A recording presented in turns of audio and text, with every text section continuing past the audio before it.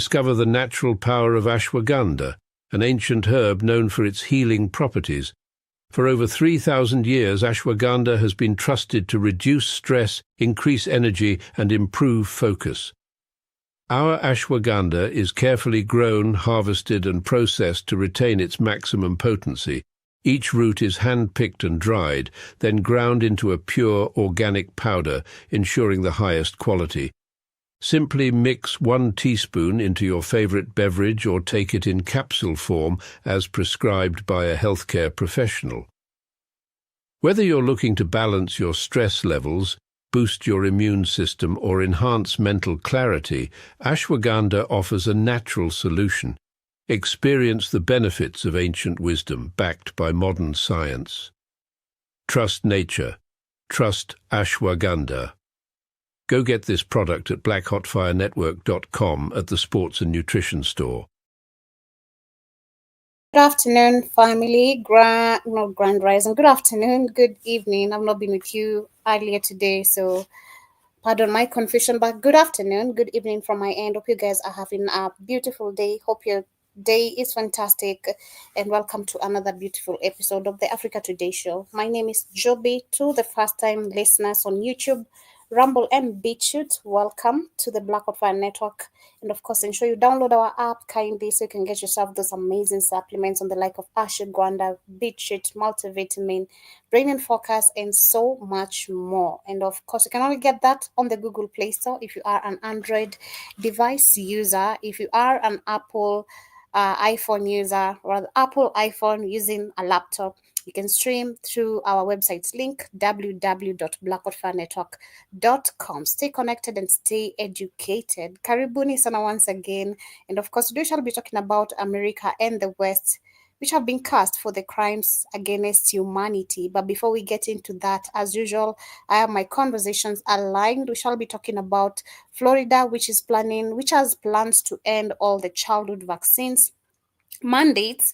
Surgeon generals are calling them slavery, and this will be the first state to do so. We shall be digging deeper into that to see how literally the negativities, let me say advantages that they have already created, in the people's children's health before they came up with this. So I'll talk about what is also happening in terms of indoctrination with religion. And I have a couple of interesting videos that I want to share here. And then we shall be focusing on the main conversation later, which is regarding the America being cast, and also Russia and China, who are actually right now working together. And this is in terms of the New World Order. So karibuni sana, that is what we shall be focusing on. But before we get started, once again, a quick reminder, get yourself the amazing supplements, ashwagandha, multivitamin, but as we pour our brains and thoughts here, shall give you some brain and focus formula and the benefits it comes with. Unlock your full potential with Brain and Focus, a powerful supplement designed to boost mental clarity, enhance memory, and sharpen concentration. Made from a blend of scientifically proven ingredients like ginkgo biloba, omega-3, and essential vitamins, Brain and Focus is crafted to fuel your mind. Our process ensures maximum potency and effectiveness, delivering the perfect balance of brain-boosting nutrients. Take just 1 capsule daily, as prescribed by your healthcare provider, and feel the difference. Whether it's powering through your workday or staying sharp in life's challenges, Brain and Focus keeps you at the top of your game. Stay sharp, stay focused, and stay ahead with Brain and Focus. Brain and Focus, fuel your mind, achieve more. Go get this product at blackhotfirenetwork.com at the Sports and Nutrition Store. Yes, karibuni sana. Just straight away to the conversation without wasting much of the time. Like I said, I want us to talk a little bit about indoctrination and how effective it has really gone. There's a really, really, really interesting video I've bumped into of an 11-year-old girl explaining indoctrination, brainwashing. 11-year-old. At 11 years old, I was not thinking about any of these things. I mean, yes, I was questioning some things, but to the ability to understand how religion, education is so brainwashing and not giving you the ability to think logically or have critical thinking, which I keep on addressing. It's so amazing to see that right now we actually have a generation. This is Gen Alpha, which are gonna grow up with at least critical thinking, the ability to question and understand that our parents have been so deep indoctrinated. Because for us growing up, you were not able to question religion. It was not even allowed. Like, how dare you bring up a question of, is Jesus real? Is Jesus white? You don't want to go to church. That was not allowed. And I just love the fact she really broke it down so well, saying that Ooh. parents should not force you to do things that them themselves don't understand. And that is basically what brainwashing has been doing over the centuries and years. We've been having parents pushing things and cultures that they don't even know where they came from, and they want us to do it by force. And if you don't do it, you're gonna be cast out of the house. That is one of the things they tell you. I'm gonna cast you. You don't belong in my house. Just some negative things that should make you feel more inferior if you don't obey this. But let me start with the first video that Asante Sana. What are we talking about? Karibu sana. I'm just getting started talking about indoctrination of the mind and mostly focusing Okay. on religion. And I'm saying I bumped into a Okay. video of an 11-year-old girl who understands this, which is very mind blowing and amazing to see that there's another generation that is daring to grow different from the baby boomers. Is it the baby boomers? The boomers, the Gen X, the Gen Zs, which we're different, but it is just amazing to see at 11 years old. This is such a brilliant mind. But the reason why I brought that up, or rather what made me go deeper to do this research, I bumped into this video. Let me share this first video here of the lies we're told, The starting with fact that religion. there's women out here that believe that they come I from don't a know if it's man's loud rib. enough. You know it? Indoctrination is so fucking terrifying. The fact that there's women out here that believe that they come from a man's rib. Indoctrination is so fucking terrifying. Yeah, so this is a guy who's talking about the fact that there are women out here who believe that they come from a man's rib, which you keep on talking about. I mean, Keith was just talking about how women have the XX I can't name the term. The term is so hard for me. Chromicals. I can't pronounce the whole thing. But we XX chromosome. yeah, chromosomes exactly. So it is really, really, when you go back to the science we also taught in school and then you add religion, this is why it is so hard for people, or many generations have grown up not understanding what is going on. Like, we're taught the lies. So the ability to just go back and say that I don't come from a man's rib, it's not there. The critical Y'all thinking ever has, wonder why Africans don't really like us? okay, sorry, the critical thinking is completely taken away from you. But we have this lady too is talking about it. Let me share. I don't know if you can critically think your way out of that. You have to know some form of science. Because a fairy tale, undefined, in your mind is going to take root and you're going to believe the fairy tale since you're forced not to question it. So I don't know if you can just critically size. You can't really just look at a man and a woman and just say a woman gave birth. So you can say a woman gave birth. I don't know if you can do that without any kind of like some kind of science background or something. Mm-hmm. So I think you got to know something before to dispel the lie. So But actually, I think even this is even more logical. So let me share what this woman is saying, and uh, it goes back to what we talk about every day. Because white people don't want us to know who they are. That's why you see African nope. people are very accommodative when it Yeah. comes to Did people, you more did African yeah? people. Did you see that? Did you see that video I sent you on your on your TikTok, TikTok? Yeah, about the I black just lady. Uh, I just saw you saying she's understanding, but I didn't open uh, it. I didn't open it. yeah, she's asking the question. I said I've been talking with her. She didn't want to fit the day with evil, and she keeps. I said, don't worry about it. Or you keep going down the rabbit hole, you're gonna get to it. And I found her video. Are white people evil because they're white, or are they white because they're evil? I told her eventually you're gonna get to down the rabbit hole. Whether you want to listen to me or Mhm. not. So go ahead, Joe. So I'm gonna cue it after this one, and the other ladies, the 11-year-old girl talking about. But let me share this first. See, they're saying this is not a sensitive content. This is a informative content. Why is watch? I'm watching. It's not sensitive. It's not supposed to be a sensitive conversation. But when you come outside, you better have a jacket. TikTok. Sensitive for the moron.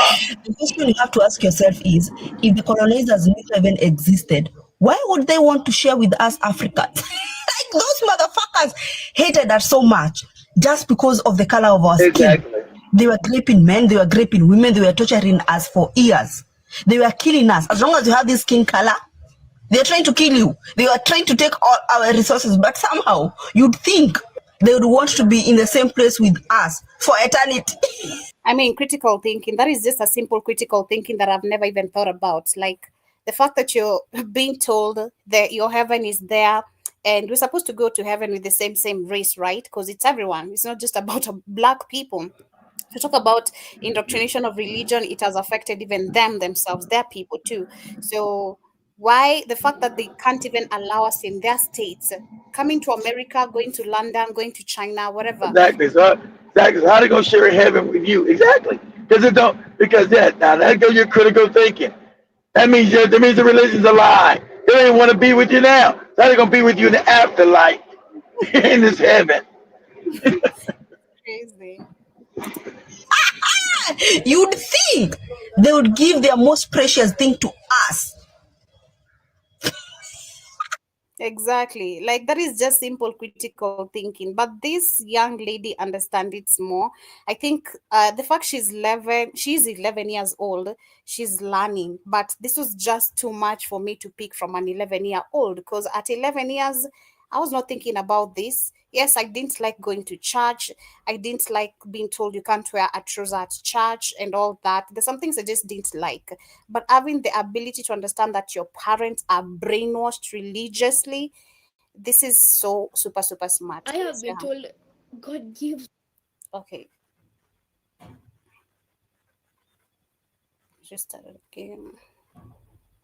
I've been told God gives whatever you ask Him for, or God helps us with whatever we need, or God sees your needs and He will provide before you even ask for it.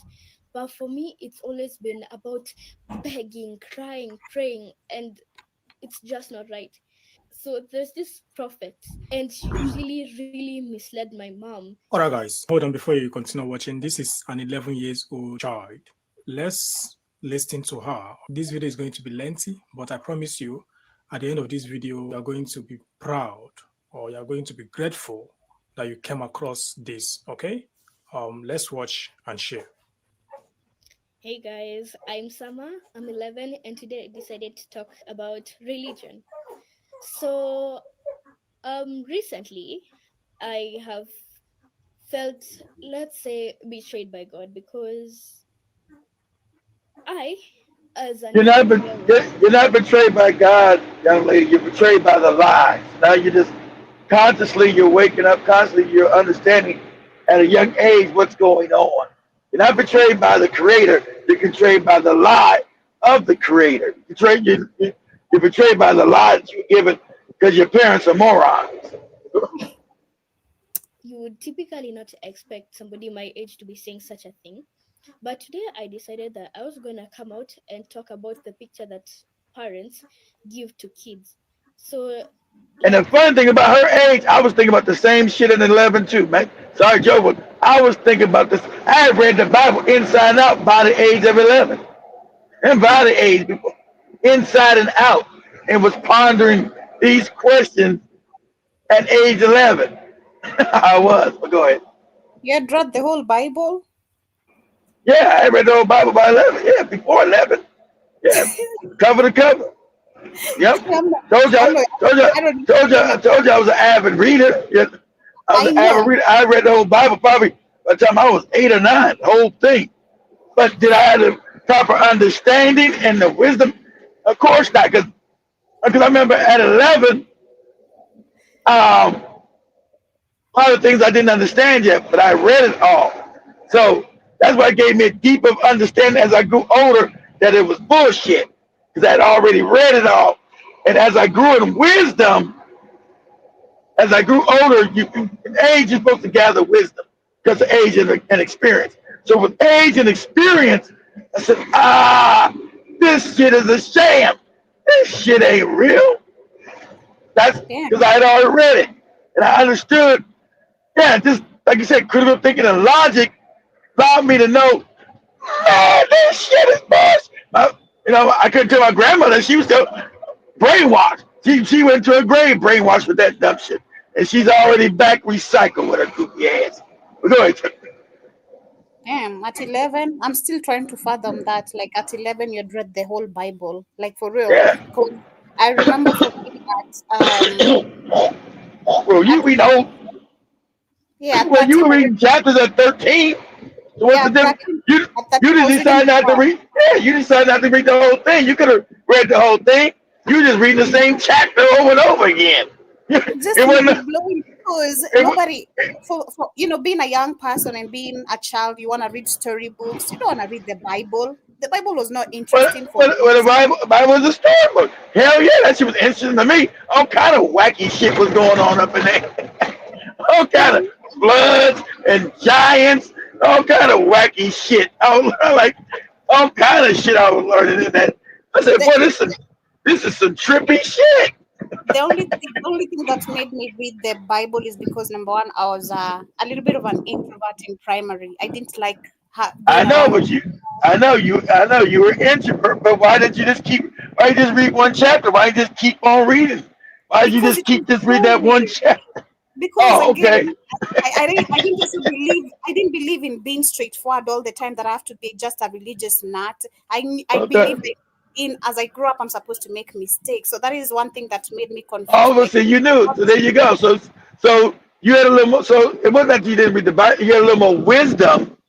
And I didn't have the wisdom yet. I was a religious nut, so I didn't have the wisdom. Yeah. See, I didn't have the wisdom that came later on, but you might have had 11, 12. I didn't have the wisdom to understand. I believed at 11 that all this shit I was reading was true. I believed in the shit.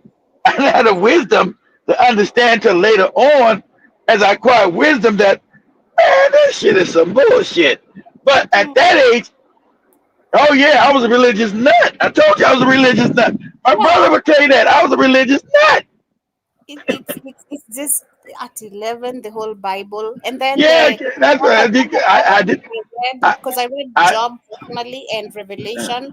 And the reason why I read Revelation is because the pastors used to tell us when the world is ending, this is gonna happen. So it became very uh, interesting to me that I wanted to. and, And and funny then for most people push that revelation shit with the rapture, which is made up. Yeah, all these Christians of the yeah, rapture.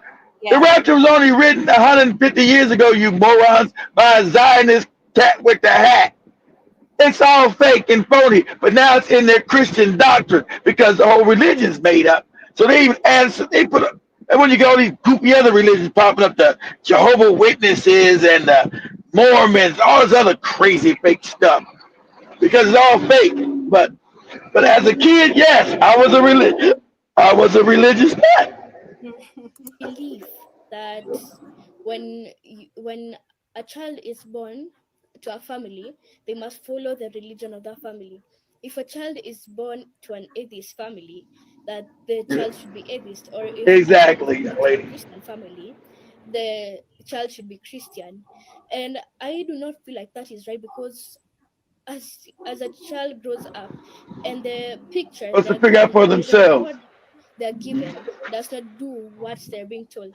If I was told God is all loving, all forgiving, and you know, like all caring, and then that's not the picture that I see for myself, or that's not the reality I come to see, it does not feel right, and it gives you a sense of betrayal.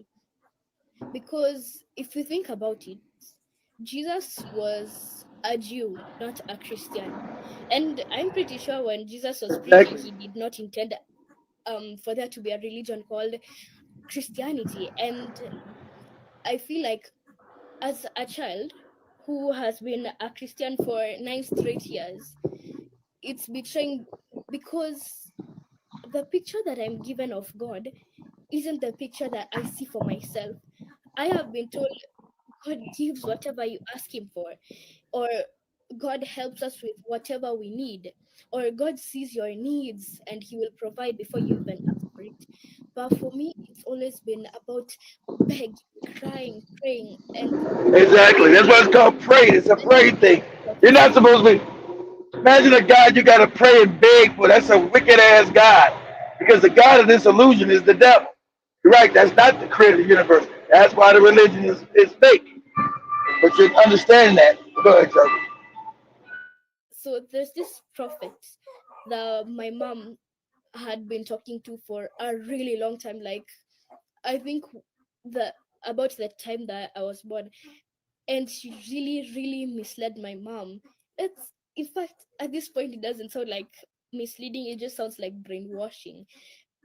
And during that process, it's like my mom lost all her logic, because this prophet had been telling my mom like very weird things. Like, whenever my mom wants to do something, like, she used to tell my mom that you didn't, like, you should wait on God, and that you should just wait for God to do it for you. Like, if it's a job my mom wants, like, she will say something like, no, you don't, if God wants this, if it's in God's will, He will give you the job without applying, without asking. Crazy. You sound very crazy, you know. That is the bullshit Yeah, what is keeping people in the exactly. But exactly. And that's the young girl understanding that. See, at a young age, she's already coming back with reasoning and better skills than her parents.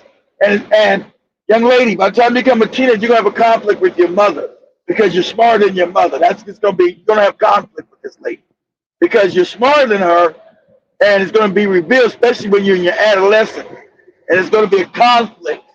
And sadly enough, you're gonna go through a conflict with your mother because you reason better than your mother. Your mother is sadly brainwashed and really idiotic. So you having critical thinking skills at 11, you're gonna have a conflict by the time you're at least 14. You and your mom's gonna be at odds. Go ahead, Joe. King, and somebody just out of nowhere will remember you. And I'm not saying that it's impossible.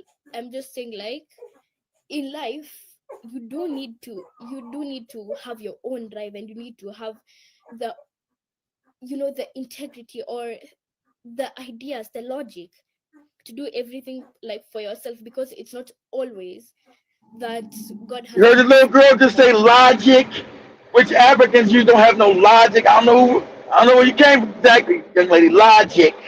exact Logic. critical thinking. I'd say Yeah. it's the same, you know, where you can logically think and understand this is wrong, this is right, this is, because that is very explanatory. Like, I love the way she said the fact that if you are someone with common sense, which you should be having, if you have common sense, you should understand this is wrong, this is right, this is.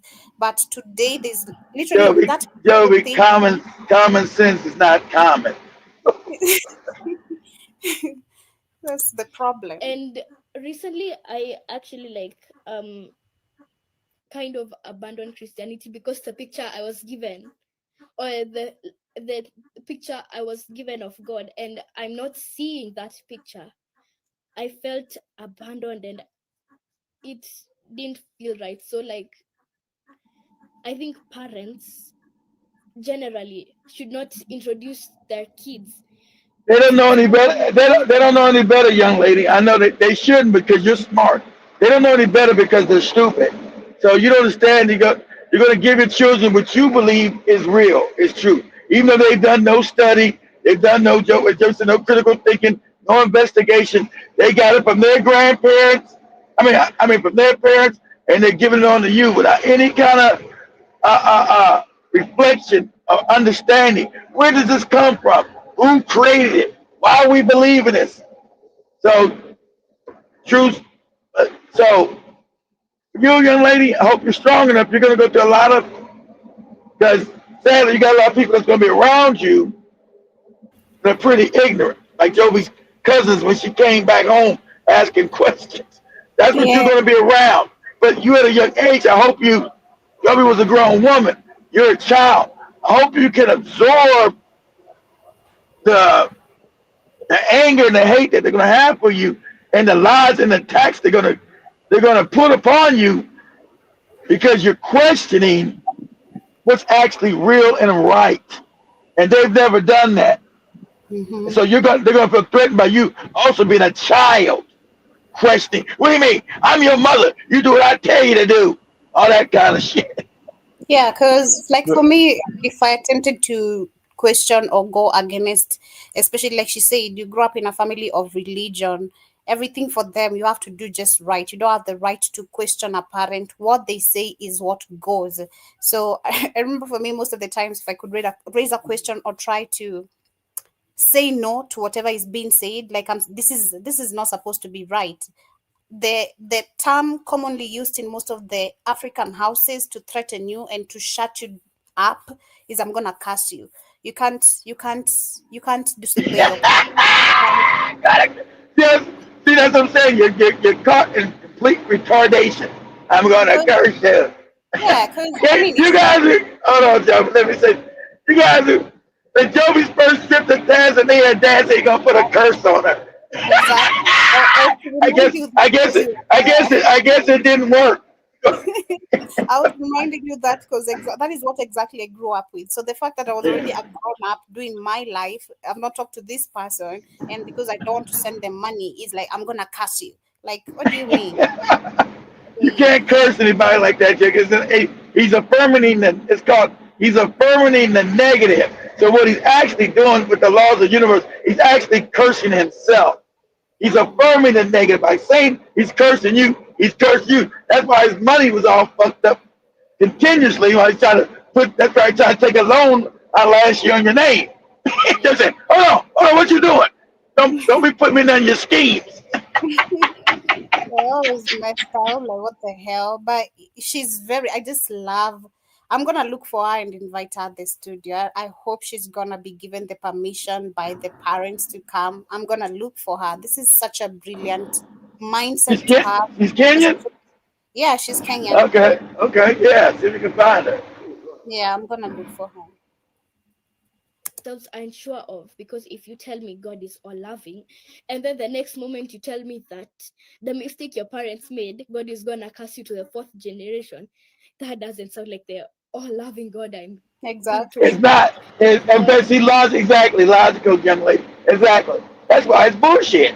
Go ahead. If I am told that God is all caring and He will always provide for you, and then you tell me that for almost about a year and a half, I stayed without going to school because God wouldn't provide school fees for me like that, and Exactly. then I So she couldn't have school fees. Exactly. I don't have school fees. God will provide. Well, you ain't got no money to pay my school fees. How did He provide? Well, it don't matter. God will provide. Say the same crazy shit over and Yeah, over and again. I love the fact that she said something I keep on saying, which until you hear it, you think it's a joke. Parents are willing to save up money to go to church, spend a lot in church, but you're gonna come back and eat kills or even eat nothing. You're gonna start looking for loans It's called to mind feed your control. Your it's brainwash, your mind control, because they believe in this fake God needs their money, and they only get blessed and get. It's actually insidious how messed up the African mind is. Now they believe that there's a God that only gives them favor, Joby, if they give this God money. What? That's it's in their mind, Joby. It's insidious. there's that, So and then it went beyond. Now it came to a point of showing off, because if you look at like someone like my dad, he has the bishop title. Do you know what bishop is? Like, you being called a bishop, like during yeah, meet. yeah. A bishop is a bum ass nigga. That's what it is. Leave alone that. Like, that's a big deal. Like, being having a bishop, having, being up your parents or your folks just being on a certain hierarchy, because that's considered a It's a, hierarchy in some sort of way, yeah, the big So, it's a big deal if you brainwash. To me, it don't so mean for shit. me, my dad used to spend a lot every Saturday. My dad every Sunday had a new suit every Sunday, and I'm not talking about a $10 suit or a $20 suit. It's a $30+ and above suit. New shoes, very well polished, new tie. He has his hair shaved, a new watch, like even bought a camera. I just remember recently, like my dad had a camera, which I think I need to There you look go. He did all that suit buying, all that shoes buying, and he still fucked up living where he living. So good luck with that. That's all. Good luck with that group of shit. What used to hurt us a lot, especially for me and my sister, but mostly me, because I was the child, you know, who's coming in a marriage that already had You was the outside child coming from another mother. Exactly. So the problem I had is because I only had one sandal, only one pair of sandal. This pair of sandal is the sandal I'm using at home and still going with it to church. I'm using this pair of sandals to also go to school. Tuition. Going to sandals, going to school.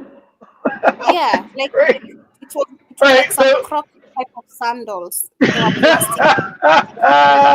Hold on. Oh, shit. Every time I get a story for yourself, more fucked up than the other one. Hold on.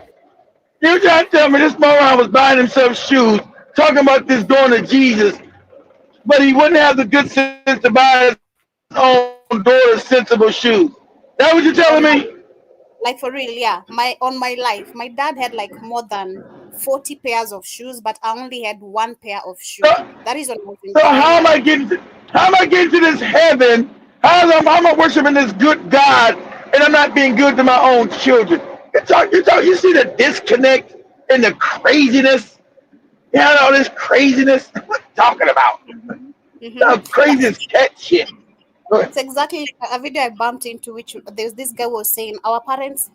There was someone was saying, don't have children without a reason. Our parents had children without a reason. And that's why our parents had so much hatred for us. Our parents could come in let me see if I can find the video. Our parents used to come in the house, find a new idol. They are mad. Why you just seated? You just seated. You have to be doing something. Like they're just angry for no. I'm going to find the video and explain exactly what she's saying, especially growing up in a Christian household. It's crazy. But yes, the indoctrination is really, really bad. Never give up. And in the times, like in the hardest moments of our lives, like 2018, we never missed a day of church. Never, ever. We went to all the keshas. Exactly. Me too. I was supposed to go for keshas. Keshas. What the hell is that? Kesha is like the overnight crusades, right? The overnight crusades at the church. I don't know.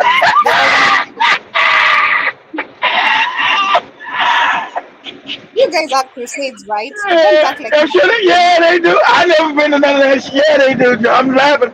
I'm sure. I'm laughing. They got them. I never went to none of them. So overnight crusade. Yeah, they got them here in America. Of course, and when you got these, especially black people, they don't call up on all that moronic ass shit. So yeah, I'm just laughing. Overnight the crusade, fighting the devil. The church. Yeah.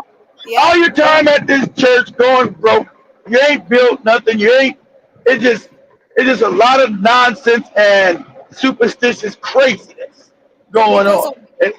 Because of being forced, especially her being young at 11, and men are just being honest. Men are men, whether in church or where. Men are still gonna be preying on you. That is what I faced when I was literally going for these crusades at night. There was a time there was a guy who was supposed to get married weekend that was coming. You were supposed to get married? No, there was a guy at the church who was supposed to get married the weekend that was coming after the crusade of the whole week. So our schools were closed at that time. So I was going to church every day for these crusades with my dad. So one day he didn't go. He told me, since you have classes, I had singing classes. I told you I was being tutored to know how to hold my voice. Yeah. So that day I went for the classes. The classes were over. Then we're told we're gonna stay overnight and then leave in the morning. Like since the crusade was there. So this guy comes approaching me sexually, like really, really sexually and very offensively. Like he wants to. Whoa! How old were you? I was 13. What? Yeah. This is another one you ain't told us. Jesus Christ, this is crazy. I've mentioned it, but not really that deep. So You when never told us this crazy story. Because so so when he touched me, I yelled actually because I started crying and I'm terrified. Like, what are you doing? And I know you're supposed to be getting married. Like the whole this is church your knew child. married. This is wrong. And I went told my father immediately. So that's when that was the first time I saw him taking action. And he told me no more, no more crusades. Like, don't go for these crusades and all that. He was a fat guy. That's why I say I don't like fat guys, because he was really fat and he tried to do that. So that was the first time Yeah, I knew. so he was in church crusade. He was in church crusading for coochie. So exactly what she said. You're gonna go there crusade, you praying, because it's always yelling, crying, loud, praying, and then you're gonna go back to nothing still at the end of the Yeah, day. but that's because what you're doing, you're affirming the negative. You're affirming that you're already broke. Now, see, that's what all that crying. And since they don't know how the universe, since the African has been taught out of his own spiritual system, his own science. When you're in the church, you're affirming the negative. I told you everything is about polarity, positive energy and negative. They are affirming the negative. They are, oh, I'm broke. Oh, I need the Lord. So the universe is giving you a fucked up life, which you're asking.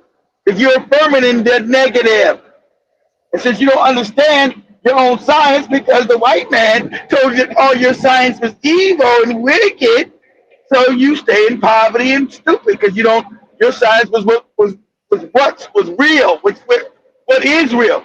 So when you're sitting up in these churches, all this crying and hollering and all that shit, you are affirming the negative.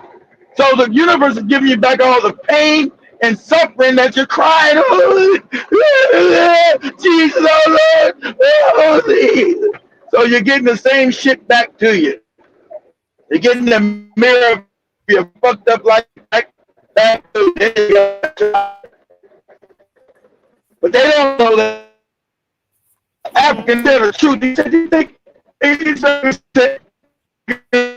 I knew that religion is wrong. So they say, you think pastors and actors know that the religion teaches wrong? He said, yeah, most of them know. But they get so much money, they get so much monetary gain from it, they don't want to give it up. most of these, I know most guys, there's no way you can preach this shit for so many years, you don't know it's a lie. There's just no way. I'm sure some do, but there's no way you can keep preaching this nonsense and not know it's a lie. No way. There's no way. No, people don't know, and I'm gonna share another video which explains even deeper. Because kids, when you feed a kid I'm a child. The moment I'm fed something from, and my conscious. Of course, because so innocent. I'm so innocent mentally. Of course, that's how you know the system is wicked. Yeah, so I'm gonna share another video. That's why you heard I said I don't want to be reincarnated with a moron. I don't want to have moronic parents because this whole life I can be indoctrinated as some Muslim nut, some Christian nut, and that whole life I never break the cycle. I never learn. I stay in that nonsense that whole life. Come back. So I don't know when I'm gonna get this knowledge back that I know now. I come back and I got some dumbass parents. Oh, Jesus and the Lord, or Allah, Allah Akbar. I'm a little kid, Allah Akbar.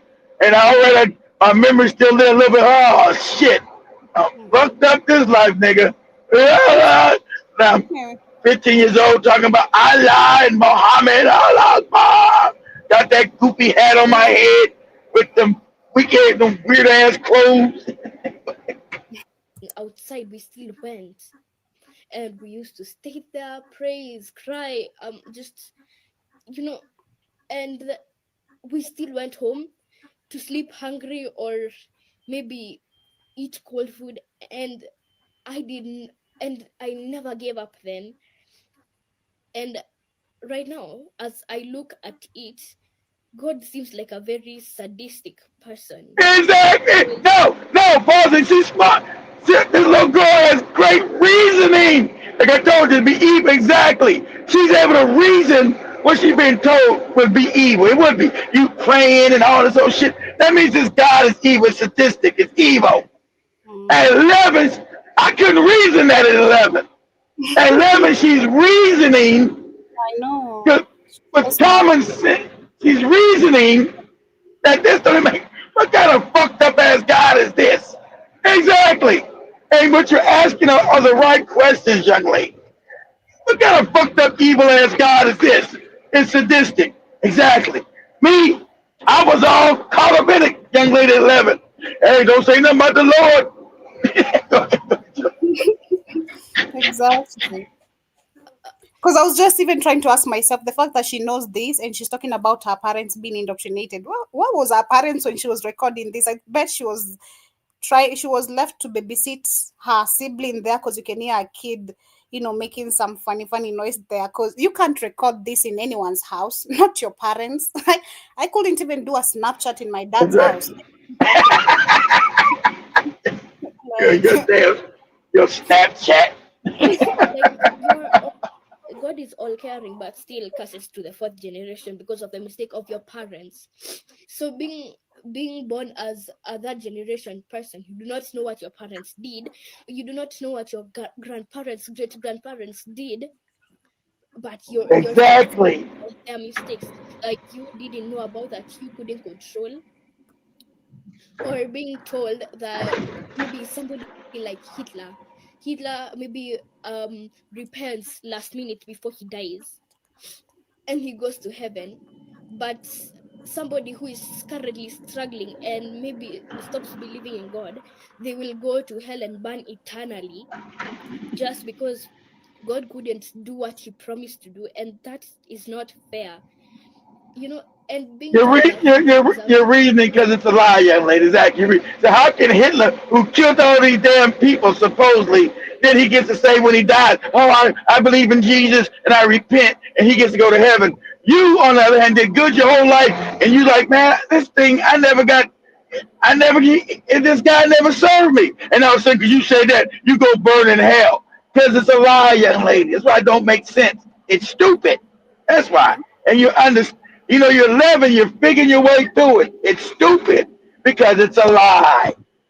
Go ahead.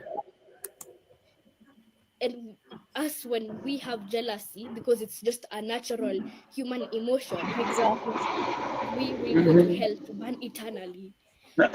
Or maybe saying that was 10 Speed when 10 Speed was up in the church. Am I gonna burn eternal Jesus? Am I gonna burn eternal Jesus? We're having sinful thoughts of jealousy. That was 10 Speed ass. Go ahead. Because apparently 10 Speed in the building. And I mean, some things like some of the 10 commandments, like do not murder or do not steal, do not commit adultery, they seem like something a normal person with common sense should have. Exactly. See, he's got common sense. And young lady, they stole that. The 10 Commandments bullshit, it comes from Africa. It's the 42 negative confessions of Ma'at. So, and those affirmations come from you, not from the God. This came from you. So you're right. The person with common sense was supposed to have that. Came from you. It said, I have not done this. I have not. Not that thou shalt not. The affirmation is supposed to come from you with common sense. I have not committed adultery. I have not stolen. I have not done this. You take responsibility. So that's what and they flipped it upside down when they made this goofy fake religion. Go ahead, Joe. And I just want to say, like, all parents everywhere, if it's a Muslim parent, if it's a Buddhist parent, if it's a Christian parent, an atheist parent, like, please just be mindful of the picture you're presenting to your kid. Because if you tell your kid something about the God they are supposed to be praising, and then life turns the opposite, it's really damaging and really affects their mental health. And yeah, like, that's just see if you can find this lady. I mean, this little girl, lady. Okay, if I can find this little girl, and we can intern her. Yeah, I will find her. I'm gonna find her. I've seen her account and I'm looking into it literally right now. We can intern her. We can help her along with understand these questions that she's asking and give her answers. It's like this. It's like the young lady I sent you the video. I didn't want to take her to the answers.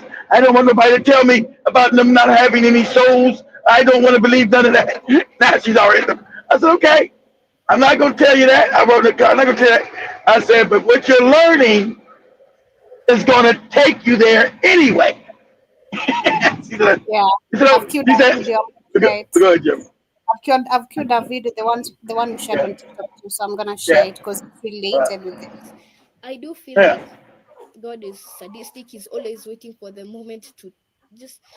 He's always putting this random test for you to trip up and give up so he can punish you, and that's unfair. She is understanding, but she has a lot to understand. I just love the fact she's so smart. Yeah. Because she's only 11. She's only exactly. She knows it's sadistic, but she still wants. It's unfair, young lady, because it's not real. Exactly. It's a sadistic God that you've been worshiping. Exactly. Because she's smart enough. I wouldn't have known at 11 that that this is some sadistic shit. I didn't know that. I took it all as, I was a religious nut. So I took it all in. She has critical thinking skills at 11. See, some of us are born with critical thinking. Because I don't know what it's learning, because she wasn't going to school. So how she got this critical thinking? Some of us are born with, like I said, some of us are born with critical thinking. Well, I think we have to believe maybe in the afterlife then, maybe the afterlife. How smart were you? Maybe we come back with some information. That is what I'm starting to think. Because the fact that we can be able sometimes to outsmart our parents, like, how do you just have that knowledge that they don't have? That is something I try to think about it. Like, we don't have the study or right information on how we can restore the current information we have right now. As much as it's there, not so many. A lot of children come back smarter than their parents, Joe. Yeah, that's what I'm saying. I feel like it could be the life we lived, the past life I might have lived, the information I learned. Yeah, well, that's true. Well, yeah, it might be better than your soul. True. Yeah. True. Because when you talk about old souls, I think because your parents in this life, they haven't been your parents throughout eternity. They haven't been related. You're just born with these people. That's why, as an adult, you get rid of your parents if they're not vibing with you. You go be with people. You create your own family. When you become a certain age, you're supposed to create your own family, because your family hasn't been your family. It's just this life span. So listen to this about how she's saying quickly. Then. Yeah. Religion is free because you pay with critical thinking, shame, and fear. I don't make the rules. She says religion is free because you pay with critical thinking and fear. She doesn't make the rules. And that is true, because if you look at why have people lost critical thinking in all these weapons of control, education, politics, entertainment, religion, and so much and so on, if you count. So literally, she's very correct. Religion controls critical thinking. Yeah, there's a control system. That's why your religions are based in fear, low vibrational. That's why it's low. All your religions are based in low vibrational energy, Joe. They're based in fear. If you don't worship this God, this is going to happen. That's what the true creator universe doesn't need your worship. Worship for what? It's everything. Can't get no worship from you. You're not going to be worshiping any damn thing. But that's why it's based in fear. It's a fear-based. That's how you know it's a lie. It's based in fear. Like, don't do this. I'm gonna go to some hell. And you critically thinking would say, well, how am I burning in hell if I'm an eternal soul? How do you burn a non-physical being? You can't. And see, that's why they never want to teach them real science, Joby, and understand the etheric realm, how you actually come into the physical, how this is an illusion, how your body is nothing more than a magnetic field, housing light. Your soul is the light that it's housing. So they don't want to teach you none of this. They want to teach that you're finite, you die, and you go to hell, all this idiotic shit. You are an internal being. You never die. We go back to them trying to trap us here, understanding that, right? Like, yeah, the soul trap. Let me send the other people. I want you to play after this We're gonna end the show with with this video here of explaining what I was saying. Again, let me 'cause I know I sent it to you. Let me try to get it. Send it to your send it to your WhatsApp. So they were just explaining what I was explaining, how you're in a soul trap, and then when you were dying, you were going to the etheric realm of the fourth dimension, the lower dimension, called the astral plane. And so in the astral plane, you were going to the cities, just like you have advanced cities, but this is the reincarnation trap. So you've been taught, oh, you got to come back and learn a lesson. You ain't got to learn no goddamn lessons. You're eternal. There's no lessons for you to learn. So in this trap, if you go to light, I told, because as I was standing on this for 30 years, I said, man, there's no way. Why do I keep coming back learning lessons and I don't remember the last light? See, that's what these new age white people were telling you. Oh, you got to come back and learn and clear karmic debt. I said, nah. And I said, nah, because God, the true God, always leads me to the truth. So I said, nah, that don't even make any sense. What lessons am I learning? And I don't remember my last light. That's some bullshit. This is some nonsense. That's why I started learning that, hey, so this is the soul trap that went, as I start going back to the ancient African text. There's a soul trap. Oh, okay. Don't let whatever white people tell you, get rid of that shit. So this is called the duat. So we're actually in hell now. This planet, this system we're in is actually hell. That's why it's always low vibration. There's always wicked wars and child molestation. Oh, we're in hell. This is hell. This is called the duat. This and the fake heaven that you go to. It's part of the same illusion. Okay? So you get this realm, and when you die, they take you to what they call the astral plane, which is part of this illusion, part of the system that's going to reincarnate your energy or recycle your energy into another body.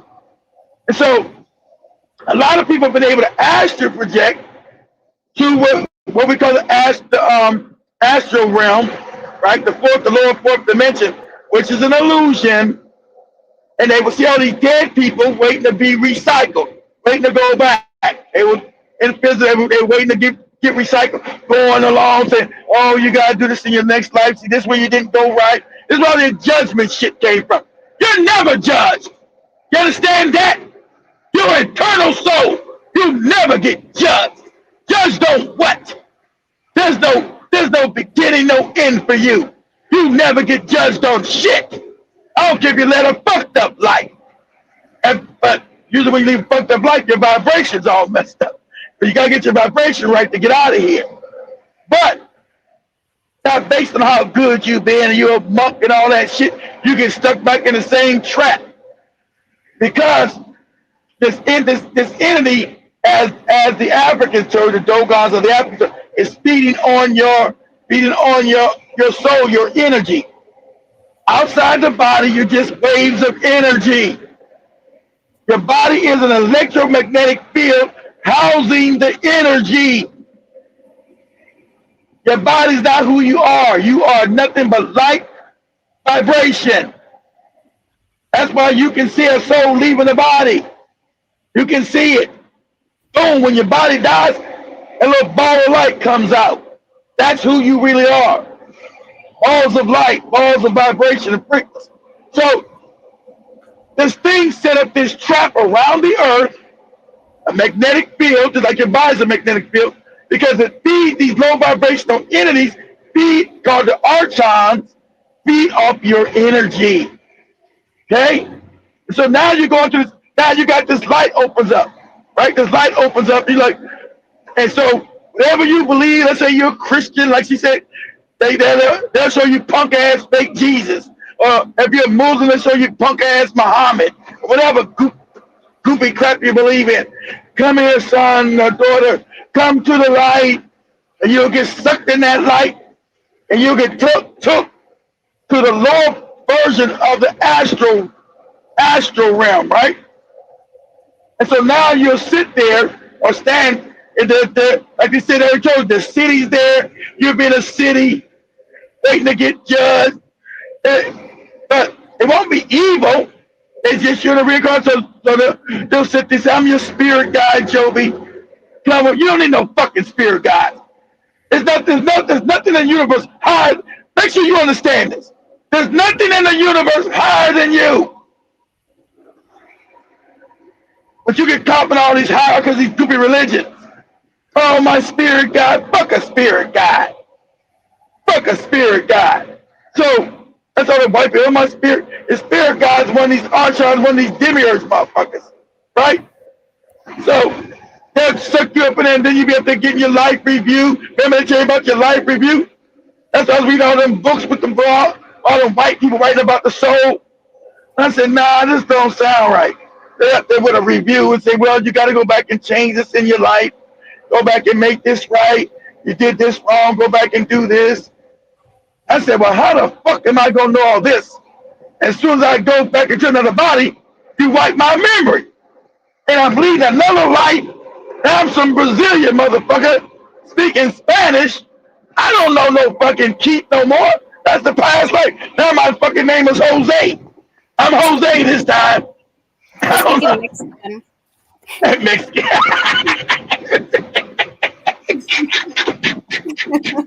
Speaking Mexican. So I'm speaking Spanish. My name is fucking Jose.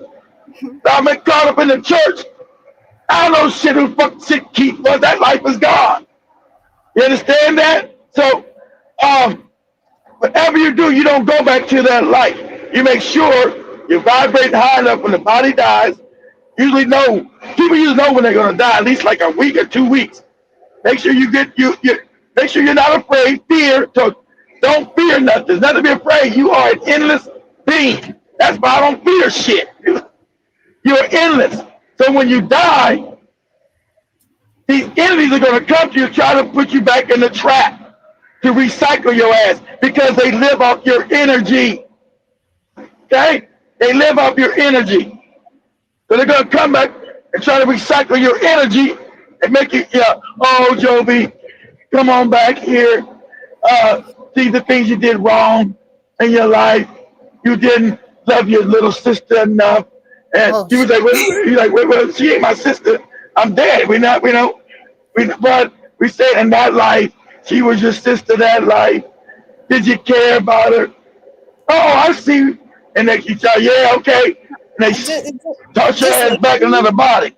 Just like you, I think one thing people don't understand is, I think to emphasize in a simple term is never have regret in anything you're doing. That is just me. Like, yeah, don't have any regret. Don't have any regrets. Exactly right. Don't have any regrets. Exactly. Don't have any regrets, and understand that. This was the other one looking for. This is it.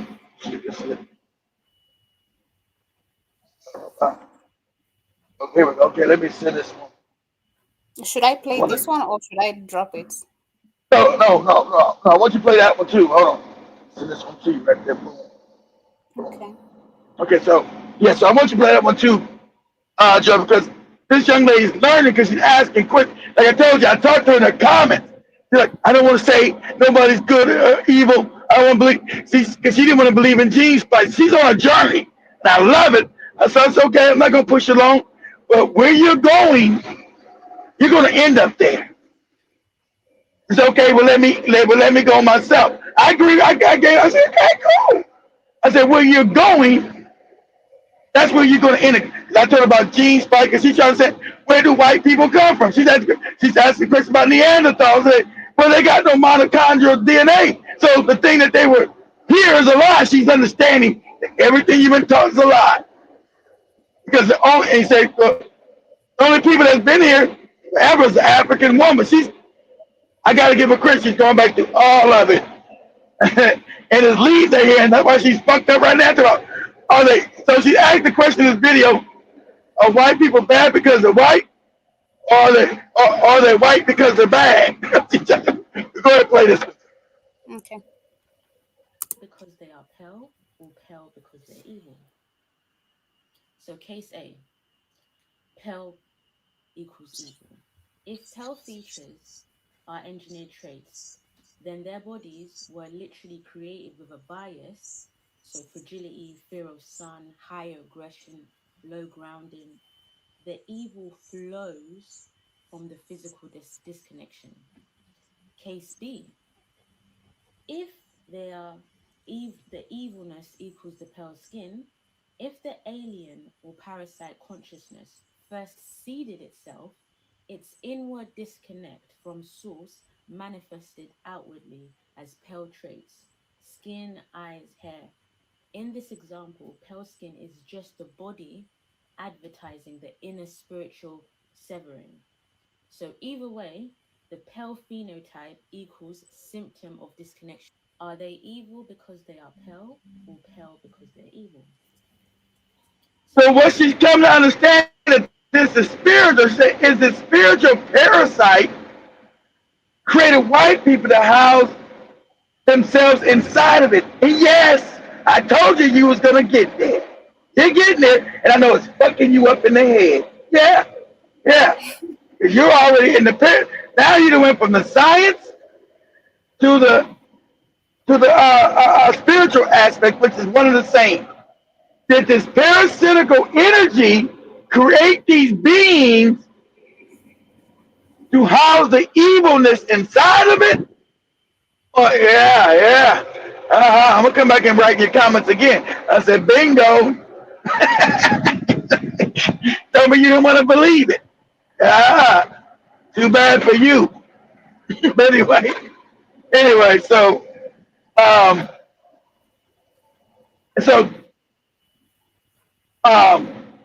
this all the wickedness that we're dealing with.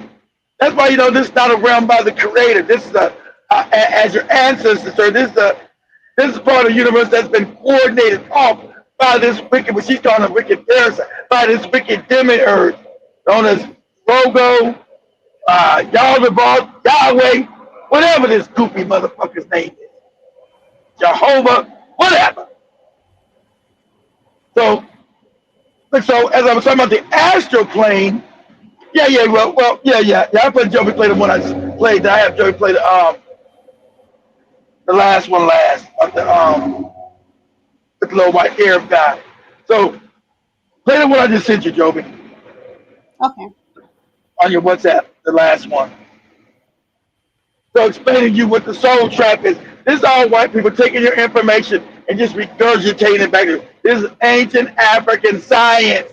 What the African knew thousands of years ago. All they're doing is taking your shit and regurgitating to you what's actually real, how it really works. That's why the African were trying to fool them. That's why they was making mummies. They put themselves as a mummies so they could fool the demiurge and not know they were dead, so they could slip through the cracks of this third dimensional trap that they found themselves in.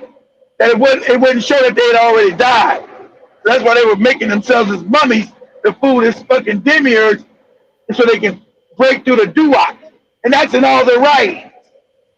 That's in all their writings. They're trying to fool this fucking being so they can get through the damn soul trap and get out of the duat. Right? Once you get out of it, you go back to the universe. And then once you get past the soul trap, you as an infinite being can go anywhere you want to go, as long on the vibrational level that you are, right? You can't go higher than your vibration. But now you're back part of the real universe as a soul being. Now you can go any part of the galaxy and universe you decide to go to. If you want to incarnate on another planet in the physical, or just stay partly spiritual, that's going to be your choice. But you won't be coming back over and over here living this bullshit. You're going to be in complete bliss and love. And like they're saying too, when you die, you're going to feel a complete thing of bliss and love. Watch out. That's the demiurge. Say, oh, you feel the love, come to the light. Don't go to the light. You turn your back on the light. And you tell yourself, like I've been told you years ago, before you die now, you are a sovereign being. You're sovereign. Nothing is over you. No body, no spirit, no nothing. Because you are just God in the physical having a physical experience. There's nothing higher than you. So when you're dying, some bullshit come at you. Hey, I'm Jesus, I'm whatever. Say, fuck off, nigga. Get fuck up out of here. I don't give a fuck. Go away. Because nothing's higher than you. So you won't get suckered back in this. Unless you want to come back. You want to, nobody stop you from coming back to this shit. You want to come back and live that life. Like I said, there's no such thing as time and space. No such thing as ending. So come back here as long as this system lasts. I don't know how long, keep coming back if you want to. I'm out of this. I want to see what else other shit is out there. How many lives have I lived outside this thing? And how did I get trapped in this shit? I want to know, how did we get trapped in this shit? Right? How did we get trapped in here? That's what I want to know. Go ahead, Joe. Interesting question. Yeah. Video is dedicated to all the awakened souls who frequently visit the astral afterlife. Without you, this information would not be available. In this video, I'm going to tell you exactly what to do to exit the reincarnation cycle. But first, understand this. This is not these people. This is African. I always got to make sure you understand where this came from. This is ancient African knowledge. Spiritual science is African, okay? Make sure you understand this. Don't think somebody white is giving you back your own information. You're going to get all the old papers. I'm going to start getting the old papers and books. We're going to start, when I do the show on the weekends, I'm going to start reading out the books and showing you where the books, where all this information is at. Because you need to know this came from you. This is your knowledge. This has been known. Go ahead, Joe. Cycle really is.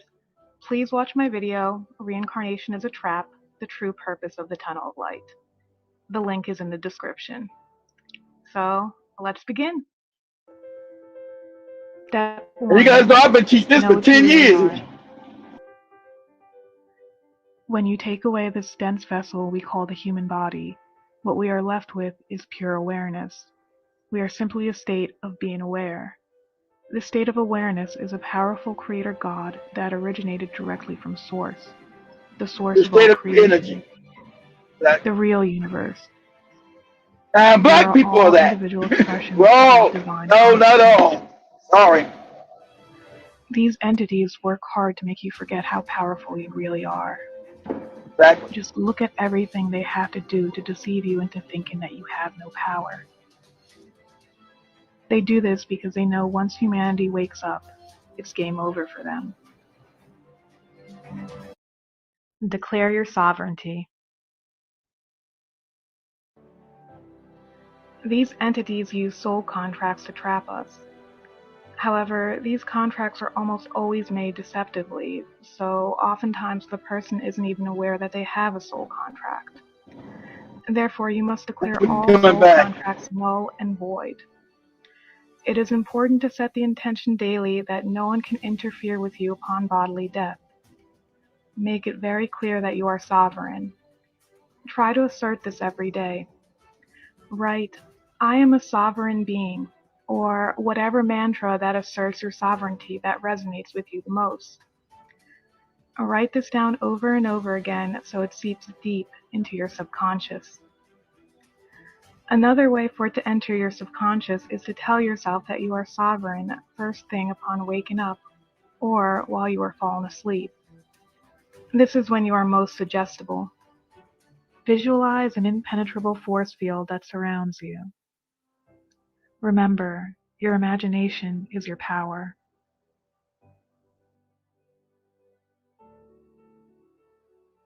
No gods, no masters. It's extremely important to realize that no one is above you. No gods, no ascended masters, no spirit guides. You are the That's what I've been told you guys. There's nothing more advanced than you. There's no higher than you. There's no Jesus, no whatever. Oh, go ahead, Joe. Many of us since birth. This is not to say that there are not crumbs of truth in each religion.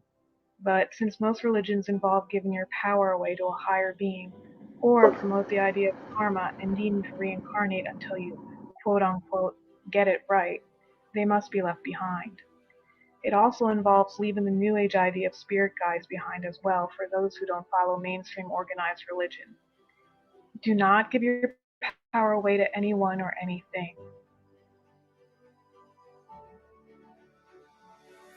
Develop a strong out-of-body awareness. It is absolutely necessary to develop a strong out-of-body awareness.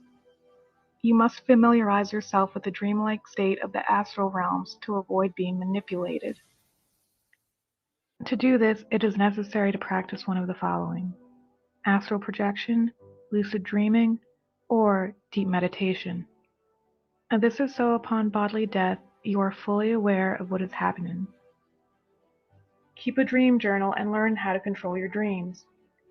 Upon awaken, immediately write down your dreams before you forget them, even if you only remember fragments.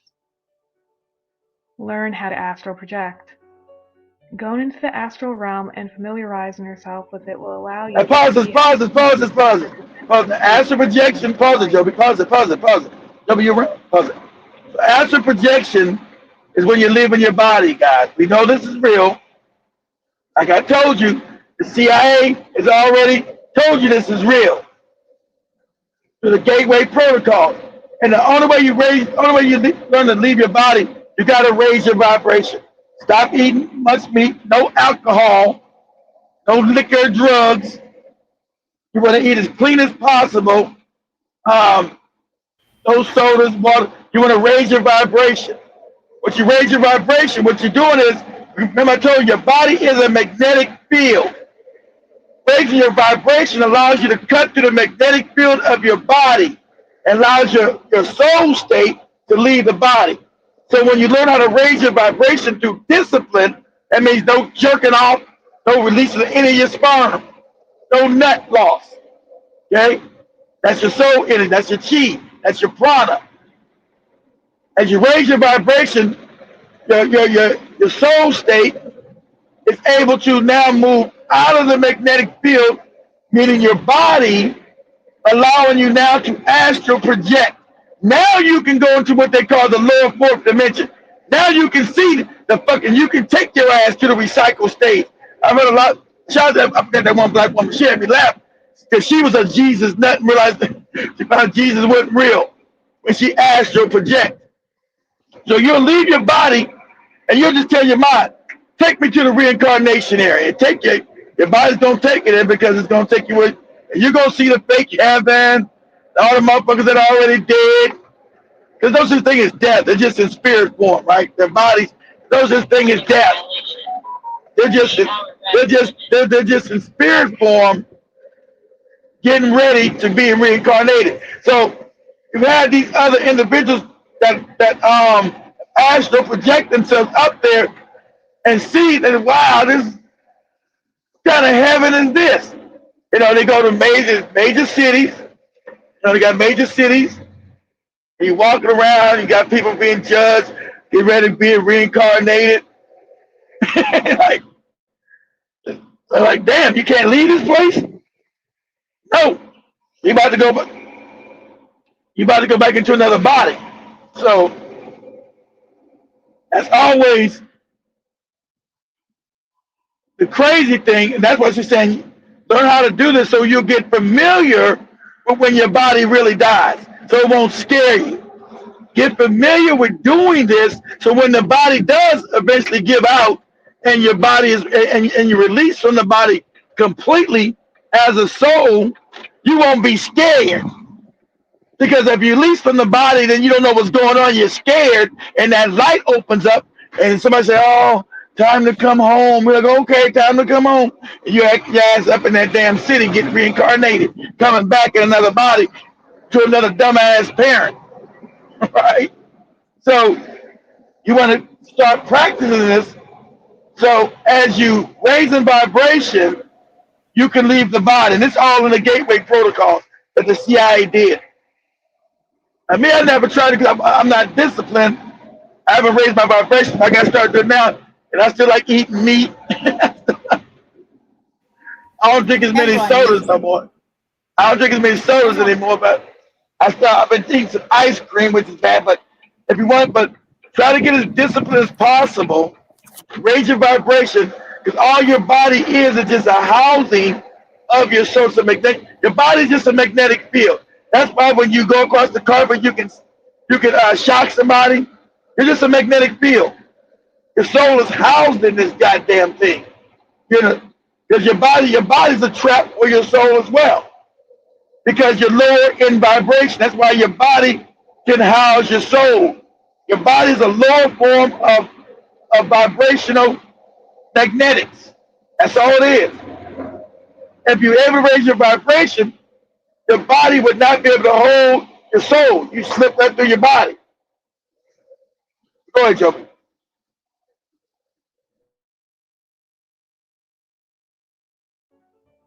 Visualize yourself being in other places in detail.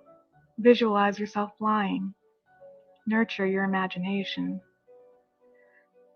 Most importantly, these practices will enable you to remain lucid at the time of bodily death. Which leads us to the next step. Conquer your fear. Fear is a common control tactic of the Matrix. It's how the system controls us. People give their power away because of fear. That's why your religions are all fear-based. Okay? You wouldn't be, there's no creative what you. That's why the Matrix you live in. All your religions are fear-based. Like the young lady was starting to understand that this God must be satanic. Yes. All your religions are fear-based, means they're all lies. To keep your vibration low, so when your ass die, you can't get out of this trap. You just reincarnate into another body. Go ahead, Joe. Remember, there is no death. The body has an expiration, but your soul has eternity. Please note this video does not advocate or support suicide in any way. I want to make that very clear. If you are struggling with these feelings, please reach out for help. Now back to the video. It's also important to remember when in the astral, you might see things that may frighten you, which is why it's crucial to conquer that fear. Please don't let this information stop you from trying to astral project. Most experiences are beautiful and amazing. However, if you come into contact with an entity that tries to intimidate or scare you, you must show true courage. You need to realize you are more powerful than these energy vampires. Be brave and stand up to them. The only power they have is the power you give them in the form of fear. Remember, fear is a choice. Which leads us to the next step. Raise your vibration. Please note I will be using the words vibration and frequency interchangeably. Your natural state of being is that of pure love and happiness. If your vibration is too low, then you may find it difficult to navigate the lower astral realms. Remember, astral parasites feed off of your louche energy. Pause it. That's why Africans are the highest vibration, because Africans are the most loving and kind people on the planet. That's why you are the God people here. Naturally loving, naturally kind. So the atom feeds off of you. That's why the racism and everything else is directed towards you. Everything feeds off of you. You are the battery that keeps this illusion going.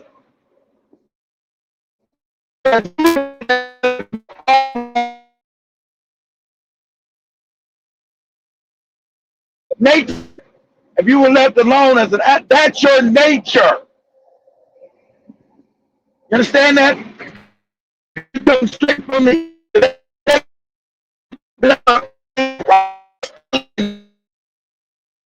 your nature's kind of me. That's your nature.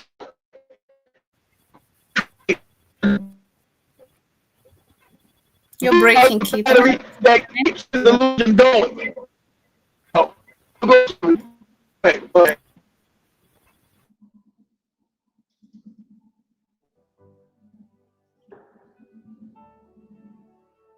There are many ways to raise your vibration. Here are some suggestions. Practice Qigong. Qigong helps circulate energy throughout your body and naturally raises your frequency. Meditate and practice mindfulness. You'll find you feel much more peaceful and full of joy. Laugh. Even if it feels forced at first, just start laughing. Spend time with your animal friends, especially cats. Cats naturally repel negative entities. Cats are also masters at astral projecting. Taking care of a cat will be mutually beneficial for the both of you. Not a big cat person? No worries. All domesticated furry friends will fill you with love and joy and lower stress levels. But please respect the sovereignty of wild animals that aren't used to being around humans, and always think about what is best for our animal friends. Limit your screen time. Humans weren't meant to be staring at a screen all day. Reduce the amount of time you spend watching TV or playing on your phone. You'll find that you'll be much happier overall. And these are just some suggestions, but there are so many ways to raise your vibration. If you guys are interested in a video on how to raise your vibration, let me know in the comments. Prepare for the love bomb. Upon leaving the body, the soul will feel pure unconditional love and euphoria. The reason for this is unknown, however, it may be because the heart chakra is fully open at the time of death, or because this is our natural state of being. Another theory is this feeling is artificially induced by the archons. Whatever the reason, in this state of pure bliss and love, the soul is easily manipulated. These parasitic entities take advantage of this feeling by luring you into their trap. Keep a level head, stay practical and logical, stand strong in your convictions, and immediately turn away from the entity and the false light tunnel. Remember, these beings have one goal and one goal only, to get you into the tunnel of light. They will use every trick they have to get you to do so. Use your innate power as a creator being to teleport yourself out of there or force yourself back down to earth. If you find yourself being pulled towards the tunnel of light, do not move at all. Which brings us to our last step, intention. Without the intention of not going into the light, none of this is possible. You must fully intend to be sovereign. You must fully intend not to reincarnate. You must fully intend not to follow any entities into the tunnel of light. So set the intention right now that you will not be reincarnating and you will be the free soul that you were always meant to be. This seems self-evident, but it still needs to be said.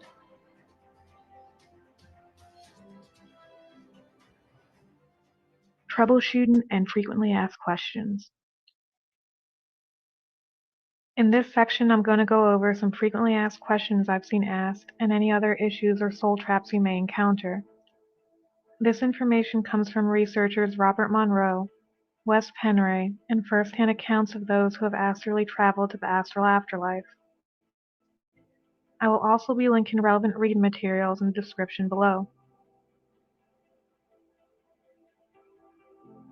Can you go into more detail on what happens after you enter the false light tunnel, aka the tunnel of light? Once you enter the false light tunnel, you are in what is known as the astral afterlife. Upon entering the astral afterlife, you immediately go to a facility known as a processing center to be registered. From there, you are judged by a council, sometimes known as the Lords of Karma. This council is usually made up of human sellouts who serve the archons. Please note that bodily death is different from near-death experiences. Since near-death experiences are propaganda for these entities in the false light tunnel, a softer approach is taken because they know the person will be going back. In these instances, guilt is the primary tool of manipulation. However, upon actual bodily death, the judgment is much more direct and the deceased human is openly judged by the council. The deceased human is still manipulated through guilt and lies about karma and karmic debt. However, they are much more forceful as they know the deceased human is not leaving. Once you are judged, you are allowed to roam the astral afterlife for a while before you are subjected to a brutal memory wipe and forced reincarnation.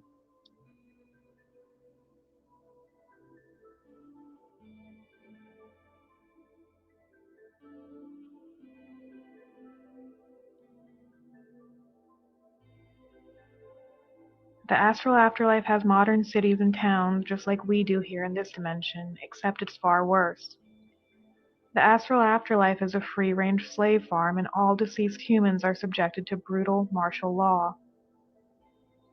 An astral traveler who ended up in a modern-looking city called John de Lac relayed the following experience. Please note this person was astral projecting and fully alive. However, those around him were deceased humans in the processing center. Now pause that. While in the Pause that, processing Joey. center, he heard a Pause that, Joey. Pause that. Now, like I said, Dan, it's about 5 or 6 years ago, this black woman had the same experience. She was astral projecting, and she went to the same city. I think she said, because I told you guys, go get Robert Monroe's book called Far Journey. He got 3 books: Out of the Body, Far Journey, and one that I read all. I can't remember the third one. From like 30 years ago. So she got there and seen the same thing. And because, like I said, she was a Christian nut too at one time. Like, so this is the fake heaven and shit they be talking about. And so she's saying, she said, oh, I seen these reptiles. Remember, because Dogon told you that this energy is reptile in nature, it's reptilian. As we've seen Credo Mutwa in South Africa called them the Chitahuri, the reptile motherfuckers. So she got them seeing these reptile motherfuckers, you know, that can able to go in the 3rd and 4th dimension. They're interdimensional. These are interdimensional beings. Parasitical beings. Interdimensional parasitical beings. Part of the archons, right? The reptile energy, the archons. So she seen this, she said, and they know, and she knew that they can see you because remember they're interdimensional. And the dead people can see her too, but they knew she wasn't dead. They said, what? And like she said, scared of the death because they're like, hey, what are you doing up here? And so she floated, ran back to the earth, back to her body. She said, oh shit. They recycling motherfuckers. You know, she's black woman. They recycling motherfuckers up there. They recycling motherfuckers. We just recycled energy. This is crazy. Because she didn't know nothing about none of this stuff we're talking about. She does now. Her just having that out-of-body experience, she learned all that just in one swoop. Oh, they're recycling motherfuckers up there. Holy shit. But go ahead, Joe. Bell ring loudly. A deceased woman started singing loudly, Satan is coming. Satan is coming.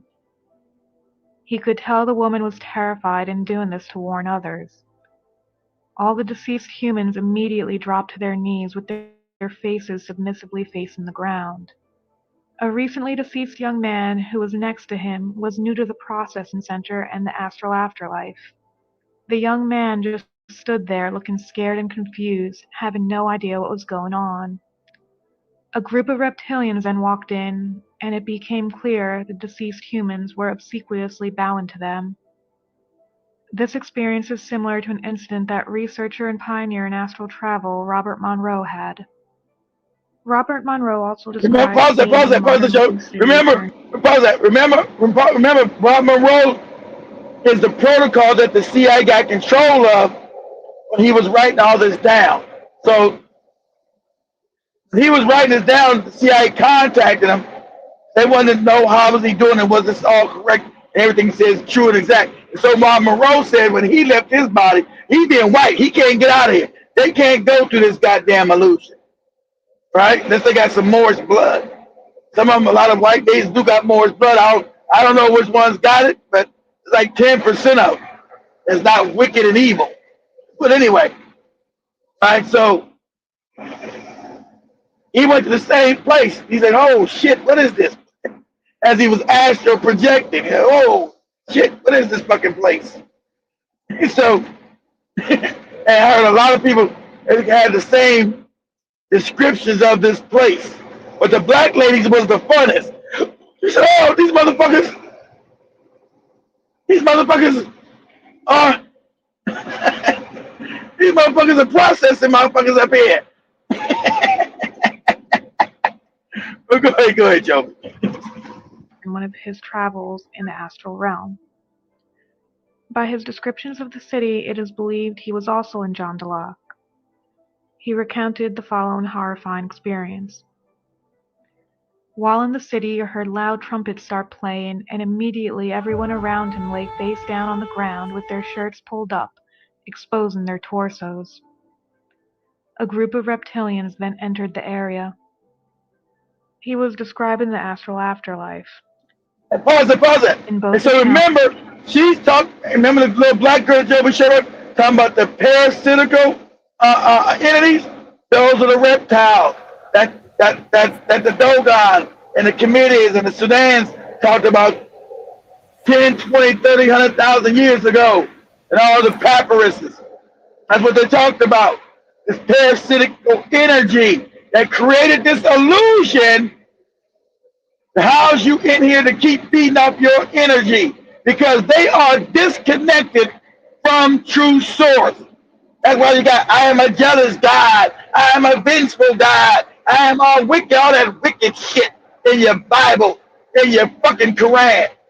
And since these other entities, white people and other people created with low vibrational energy, they think it's normal for a God to be wicked and fucked up and be jealous.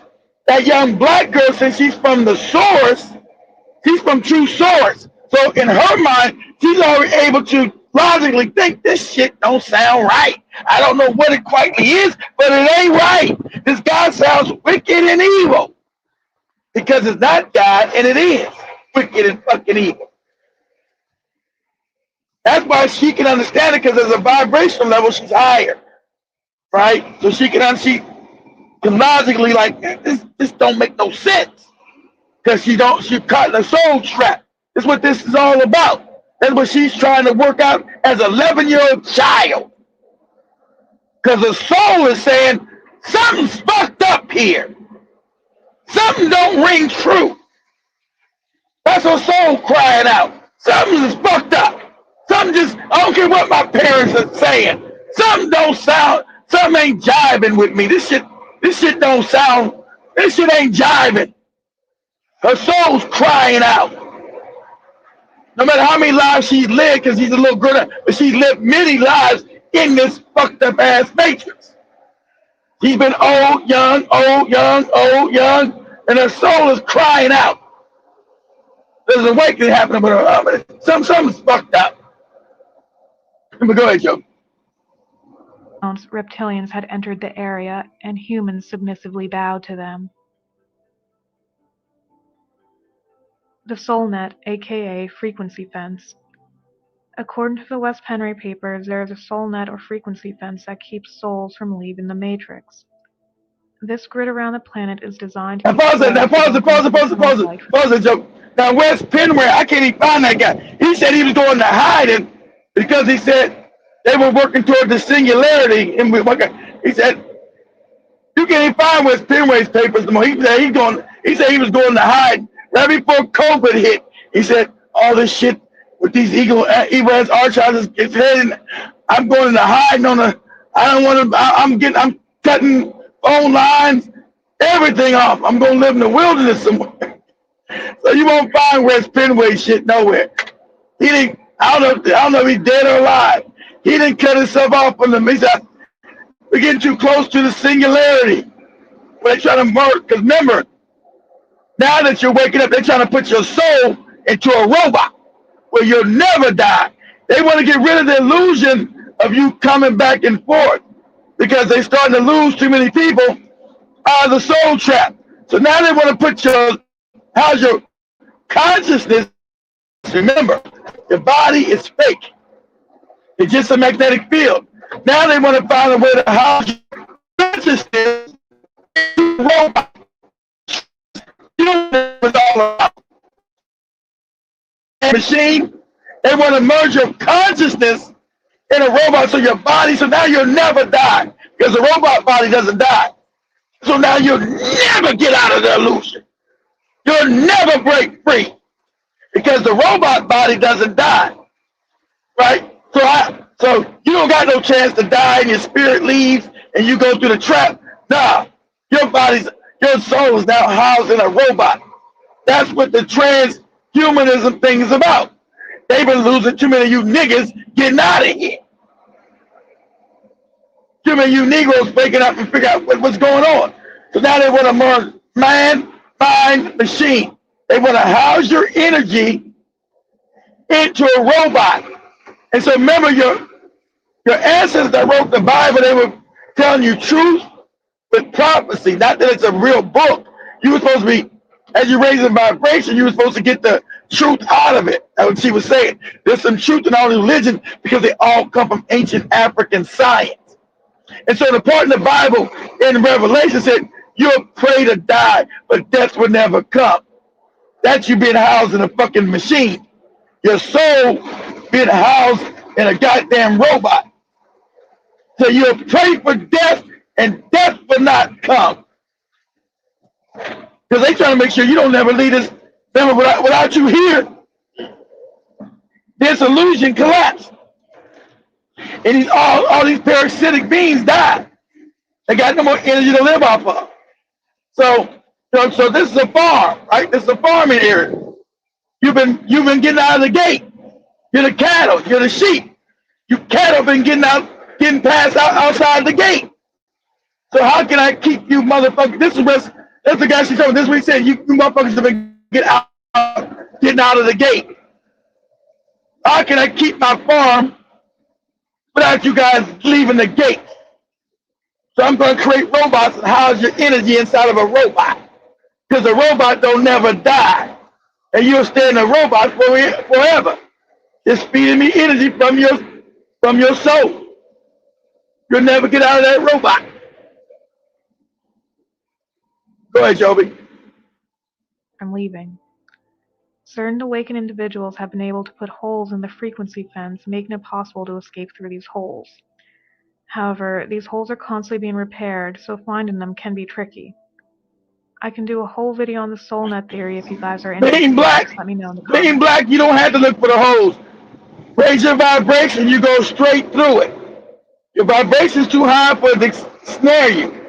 So if you're vibrating at a higher frequency, no trap they create can stop your soul, because your soul is vibrating too high for a magnetic field to catch it. You'll go right through it.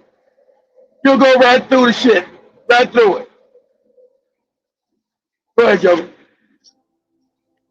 So if I don't go into the tunnel of light, where do I end up? You have different options. You can force yourself back down to Earth and stay as a free-range ghost. However, you will still be in the simulated universe/matrix system.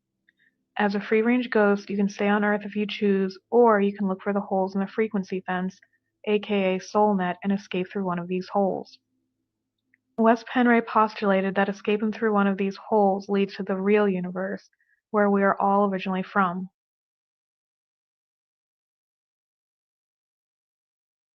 The Mist and the Stairway to Heaven. This is another soul trap.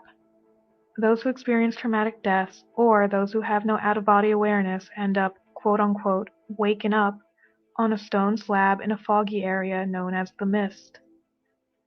These souls are lost and confused to where they are. They wander around aimlessly and eventually see a stairway. This stairway leads to the astral afterlife, just like the tunnel of light leads to the astral afterlife. They are just two different ways souls end up there. Please note, not all of those with no out-of-body awareness end up in the Mist. Sometimes they may just wake up from being unconscious and see the tunnel of light right in front of them. It is unknown why some deceased humans end up in the Mist while others don't. The Void. You may find yourself in a place of complete darkness. Don't be afraid. You are in the Void. The Void is a place of only awareness. It can be a beautiful, peaceful experience, or it can be a hellish one. It all depends on you. Remember, you are a powerful creator being, so you create what is around you. Here, your surroundings are simply a reflection of you and your beliefs. However, if you see a pin of light that is approaching you in the distance, turn away. This is the tunnel of light. I died and saw and experienced nothingness. There are some people who have died and been revived, only to say that there was nothing. They had no awareness. They didn't even know that they had died until they were revived. Death was like being unconscious. This is not to be confused with the void where there is just darkness, but the person is still aware. The people who experience this quote-unquote lights out scenario have not had their silver cords detached at the time of death. The silver cord is what connects the soul to the body. If the silver cord is still attached to the body at the time of death, the person will still be unconscious until they wake up on a stone slab in the mist.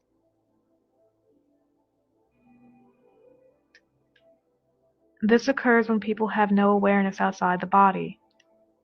This is why it's extremely important to learn astral projection or lucid dreaming.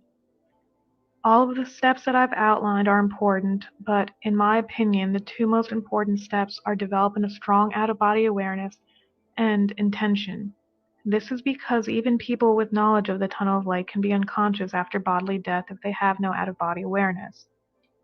When they wake up from being unconscious, they may see the tunnel of light right in front of them, but by then it will be too late and they will get sucked in. This information is not to scare anyone, but rather to stress the importance of developing a strong awareness outside the body. Why do some people remember their past lives? According to Professor Ian Stevenson, a few people, mostly young children, remember their past lives. These children usually end up forgetting these past lives as they grow older, usually completely forgetting everything around the time they turn 10 years old, oftentimes even younger. From what I've found, when this happens, it's usually because the memory wipe didn't fully wipe their memories. There are also a few adults who can recall their past lives as well, however, this is rare.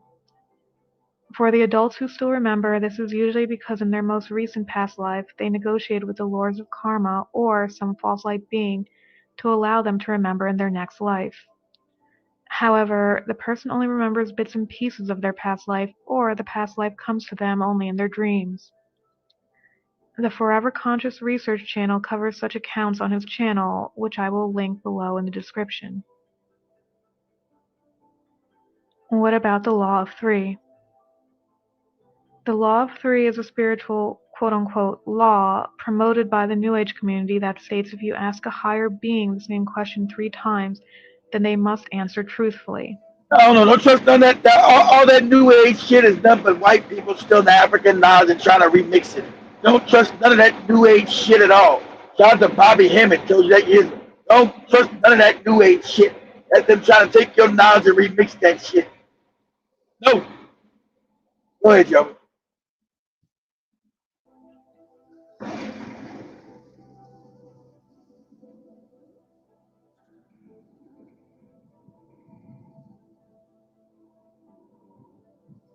Who's Joby? However, this law makes the assumption that the entity you are communicating with is a higher being to begin with, when in reality there is no way of knowing. As previously mentioned, it's very easy for entities to masquerade as beings of light. In fact, many higher beings do not exist in the astral realms as their frequency is too high. It's too high. Pause that. But higher frequency beings know how to manipulate their vibration. So that's one thing a lot of us did get caught up in here because we probably came down too low in vibration and got caught in this damn trap. But high vibrational beings can come down to a lower frequency and usually know how to raise their frequency back up to get up out of here. There's probably some that don't. So I'm sure a lot of high vibrational beings won't come near this fucking place and fear of getting caught and trapped. So yeah, anybody say, "Oh, I'm a high ascended master," I said, "Well, okay, well, go high, send your ass away from me. Fuck off." I'm about to become a high ascended master too once I get the fuck out of here. Go ahead. Communicating with a higher being is quite slim. There is nothing stopping the entity from lying. Isn't this just achieving enlightenment through samadhi, i.e. going beyond the cycle of life and death? In a way, yes. However, there's no particular path that one must follow in order to achieve this. You only need to realize what you truly are, which is infinite consciousness, and that your natural state of being is enlightenment.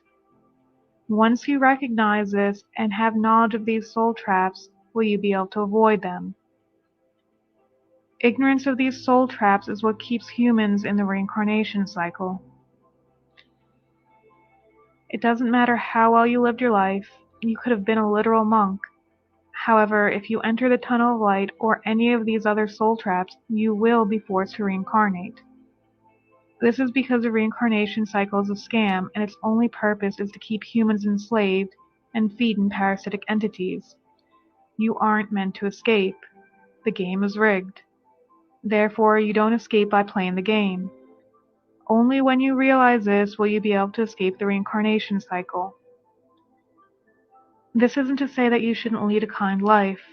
You should strive to be the best version of yourself as possible. Be of service to others, be compassionate, and give love freely. However, remember that people continue to reincarnate because of ignorance of the true nature of the tunnel of light and reincarnation, not because they didn't live their life a certain way or because they didn't reach what certain teachings consider enlightenment. Exactly. Also remember, humans are flawed, and we all make mistakes. You don't have to be perfect or lead a quote-unquote perfect life to exit the reincarnation cycle. The perfect life ain't got shit to do with nothing. You truly are.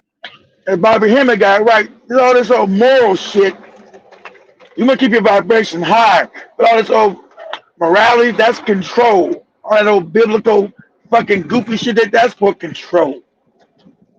That has nothing to do with spirituality at all. And what reincarnation really is. What I call consciousness is like the ocean, whereas mind, it's the same substance, but it is far more limited. Like ice is the same substance as water, but it's in a completely different and more limited state. And, you know, when you look at the oceans, they say it's the South China Sea. They say it's the South Atlantic, the Indian Ocean, the North Atlantic. Same bloody water. But what we do is we give our water, our infinite self, names, like Ethel Jones and Arthur Smith. We give them identities without realizing that we are just points of attention within one infinite, eternal consciousness. We are expressing our point of attention as a uniqueness, which is wonderful. A unique personality, a unique person, a unique perspective, a unique point of attention. But at that time, we are connected to all the other points of attention in infinite awareness, which in the end are all us and we are all them. And so when we go to war, we go to conflict, we are fighting ourselves. The ocean is the droplet is the ocean. Drop the droplet in the ocean. Where does the droplet end and the ocean start? The idea of the conspiracy is to keep that droplet disconnected from the ocean. And when they do that, we have the world that we live in. All right, Jeff, that's enough of that. That's enough of that. We got this before we wrap up. I want you to play the one I played, the one I sent you right before that. Because there's a one group of people that are completely detached. And so that's what we want to talk about. We're going to have to, take amends for all the shit they've done on this planet. She's breathtaking, honestly. No one is. Oh, the hypocrisy is breathtaking. Hypocrisy is breathtaking, honestly. No one is on your side. Understand it. You have to know this. I mean, even those so-called woke celebrities, the pro-Palestinian celebrities, the Mark Ruffalo's, the Jon Stewart's, what have you, Billie Eilish, Brad Pitt, whoever else. Are you forgetting the fact that these people are multimillionaires? Are you forgetting that fact? I mean, like Jon Stewart, ranting and raving all of his moral outrage about this or that policy, about Trump, about Israel, about Gaza, what have you.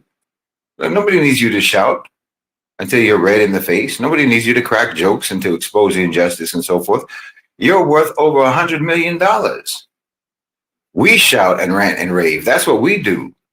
That's what we do because we're not multimillionaires. We don't have the financial power and the financial influence to purchase policy changes.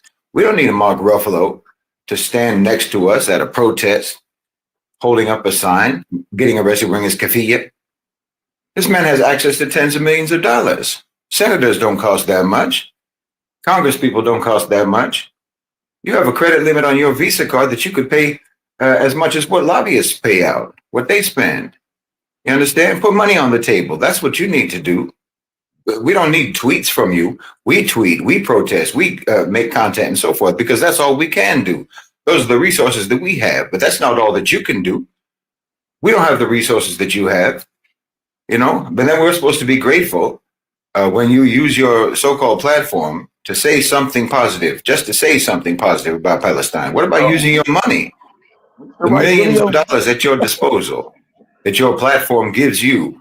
Use that money to buy some politicians the same way CEOs do.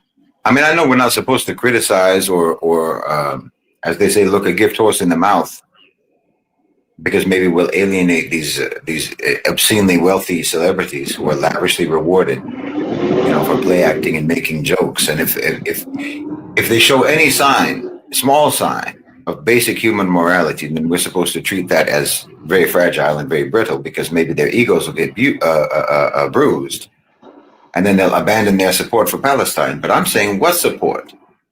What support? We don't need your words. We need your millions. Let's be honest. We have words, us, the normal people. That's what we use. That's what we have, so that's what we use. But you're a multimillionaire, and all you do is say some words like us. So how is that support? That's already withholding support. Be real. That's withholding support. No, I don't think you understand how ugly your society is, really. You don't understand it, because you are the propagandized. You're not the propagandists. You're the ones who are indoctrinated. You're the ones who are hypnotized. You're not the hypnotists. You know, you're the one that the trick is being pulled on. You're not the one that's pulling off the tricks. You're the one that the joke is on. You're not the ones who are laughing. So you don't really understand. You're living in a hallucination. Even the ones that you think are on your side are actually from among the same people who are pumping you full of hallucinogens so that you never understand what's going on. You think these people are your allies. But imagine if you're in a fight and your friend doesn't jump in and start swinging, even though they're MMA fighters, they just hang back and tell the crowd, you know, that's my best friend in there.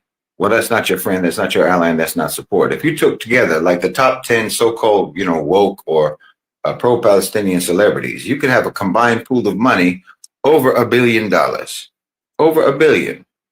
I mean, Mr. Pro-Palestine himself, Roger Waters, has a net worth of around $300 million. Are you telling me that these millionaires, these show business millionaires, can't think of a way to use their wealth and their influence to influence policy the way that every other millionaire in America can figure out? Everyone else knows how to do that. No, nobody is on your side, and it's horrendous. You see, you've been fed a narrative about morality, about virtue, about values, and many of you believe it. Many of you believe that narrative. And you actually do prize those values, but you'll never see them actualized in your society, never. You'll only see them talked about. You'll see them given lip service, and you'll be gaslighted on the basis of the values that they fed you. That's how it works. That's all. That's what they're for. They're narrative devices, devices of social control. Your heroes are on the villain's side, I hate to tell you, and they're playing you for fools. And the values that you have been taught were only taught to you so that they could fool you with them. It's like if you teach your kids to trust only those adults who wear a certain badge or a certain uniform or what have you, and then the predators start to wear those badges and those uniforms. For them, the moral talk is just like teaching you code words.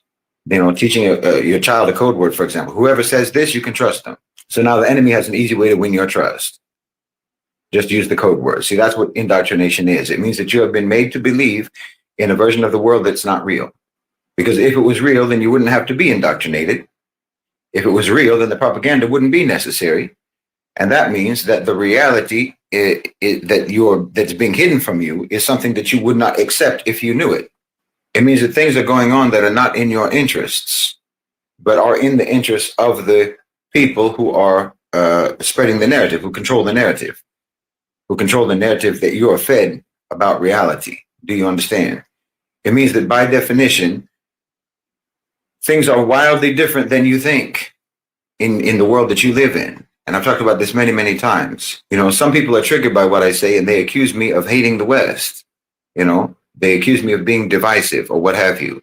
But look, if the truth is hateful to you, or if you think that someone telling you the truth hates you because they're telling you the truth, why do you think that the one who's been lying to you loves you? The fact of the matter is that the West, the collective West, Western Europe and America, have an absolutely grotesque history. And it doesn't matter what level of society you're even talking about, or what aspect of the so-called civilization that you're talking about. I mean, don't get mad at me for what I'm saying. Get mad about having been lied to about it. That's what you should get mad about. I mean, do you know when the Europeans came to the Muslim world during the Crusades? SubhanAllah, they had literally in their lives never met people before who actually were even hygienic. Exactly. Pause it. He's right. So he's going to tell the truth about the Europeans. Like they never met anybody who even washed their ass and washed their nutsack. Remember, they were full of lice and doo-doo and piss. They were throwing shit on each other. See, that's why they don't never want any real history. They were cannibals. Tell you that you were cannibals. I'm going to tell you about the babies. He's going to tell you the truth about them eating people. They were the damn cannibals. Everywhere they go, they practice cannibalism. When they invade Africa, when they invade America, they always practice cannibalism. Eating motherfuckers. They never stop that. Making people out of French, all the wicked shit they've done. It's been a non-stop of wickedness. But if you understand on the spiritual level, like the young lady's asking, yeah, I'm going to do a British accent, yeah. Is pale skin evil? Are pale skins evil because they're pale? Or are they evil because they're pale? So I'm asking, he's asking the question, right? All the wicked shit they've done. You're dealing with a low vibrational being. It always goes back to a spiritual level. So you think you're looking at a human being. Buddy. That's the illusion. Go ahead, Joe. Who bathed regularly, who washed their hands before they ate, who brushed their teeth, who had basic sanitation systems in their societies, in their cities. That was the first time they encountered civilized people. And you know what those Christian crusaders did? Those holy warriors of Christendom? They straight up ate people, boiled human beings. Muslims in pots. They roasted children on spits. That's what they did. And we know that there are numerous incidents. Pause it. That's why you can't find it in their fake Google. But I told you, y'all look that up. They would boil kids, put them on sticks and roast them and eat them. This is a fact. But it's not no longer in Google. Google don't show you their real history about them eating babies, eating kids. These are facts. But supposedly, they came and taught you civilization when they was eating babies as meals. These are facts. Man, somebody sitting down with a big old plate of children, eating the butt sack, the foot, the leg, the hand. That's the real history. Go ahead, Joe. They'll come give you some Jesus. African slaves being cannibalized on the ships, on the boats, and once they got there. And everyone knows by now how Europe practiced what they called medical cannibalism, where they would consume mummified flesh and drink blood because they thought it was good for their health. This is where you come from. They would publicly execute criminals, and then pass blood around the crowd from that criminal for the people to drink.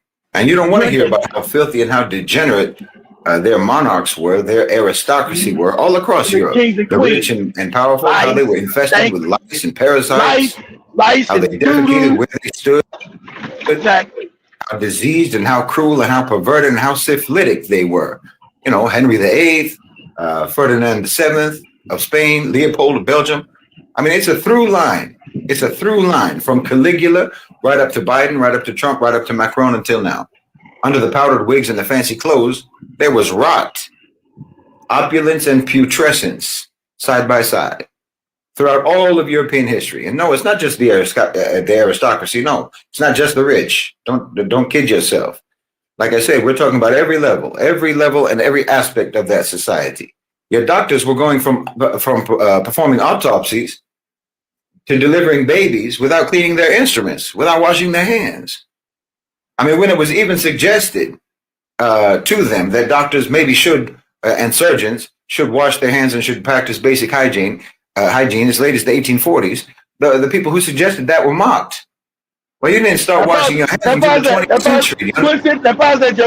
Even today, when you see on the black people don't even want to wash their ass, wash our legs. Am I black? I'm not washing my legs and feet. What am I? Am I black? Only black people and poor people wash their legs and ass. Then what do you use to wash your body? My hand. What? How do you get the doo-doo out your ass? Today, you talking about to the 20th, they still don't wash their bodies today. You want to lay up with this goddamn thing. Go ahead. Understand me. Meanwhile, Muslim physicians had been sanitizing for 1,000 years already. In Europe, they would hurl excrement from their windows into the street, literally dumping filth on the people's heads. You had to legislate that to make them stop. You walking down the street, the whole thing of decency. You walking down the street, the whole thing of doo-doo on your head. God damn, what's doo-doo?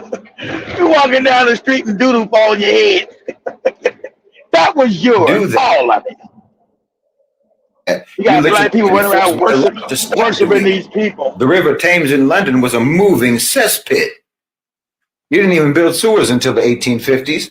Meanwhile, Muslims had underground water disposal pipelines for centuries. I'm not saying that you are smart enough to do it. Pause. Let me make some correct. When he says Muslims, no, Africans, not Muslims. They were just, let's distinguish African, because the Africans became Muslims by force or sometimes decided to become that. When he says Muslims, let's redefine that. No. Not Muslims, Africans. Okay? Because the white Muslim didn't know how to read and write and were just as filthy. Okay? We should understand that. African. They want to say Muslim, the religion. Now, not no religion. The African was doing that. Go ahead, Joe. It wasn't a priority for you. You didn't even think it was important to not have filth in your city. You know that in Paris, in the city of Paris, the morgue used to display bodies behind glass as a sort of a civic attraction. These people are macabre and brutal. This is a macabre and brutal people. I'm telling you, you have to understand the history here. You have to understand the history because it hasn't stopped. Just look at the forced starvation in Gaza, sponsored by the United States of America. It hasn't stopped. That's why they'll never want their real history ever taught, ever. They want to give black people fake history of them and black people. They never want to teach you their true history. Because if you did, these moronic Africans, white people are so good, they so great, you won't have a Simba jumping in our comments defending them. Because they put his ass on a split and eat his ass too. Get your ass out of here. I can eat you. Go ahead, Joe. From the engineered famine against the Irish by the British, the potato famine so-called, to the Germans in East Africa, they starved those people too. They burned their crops, they seized their food. Entire regions were forced into starvation as policy. Same in India in 1943 in Bengal. In Kenya in the 1950s, you had detention camps, you had forced labor, you had torture, you had castration, you had sexual assault, all systematic. You know, France fired nuclear devices in the Algerian desert, and they buried contaminated waste under the sand.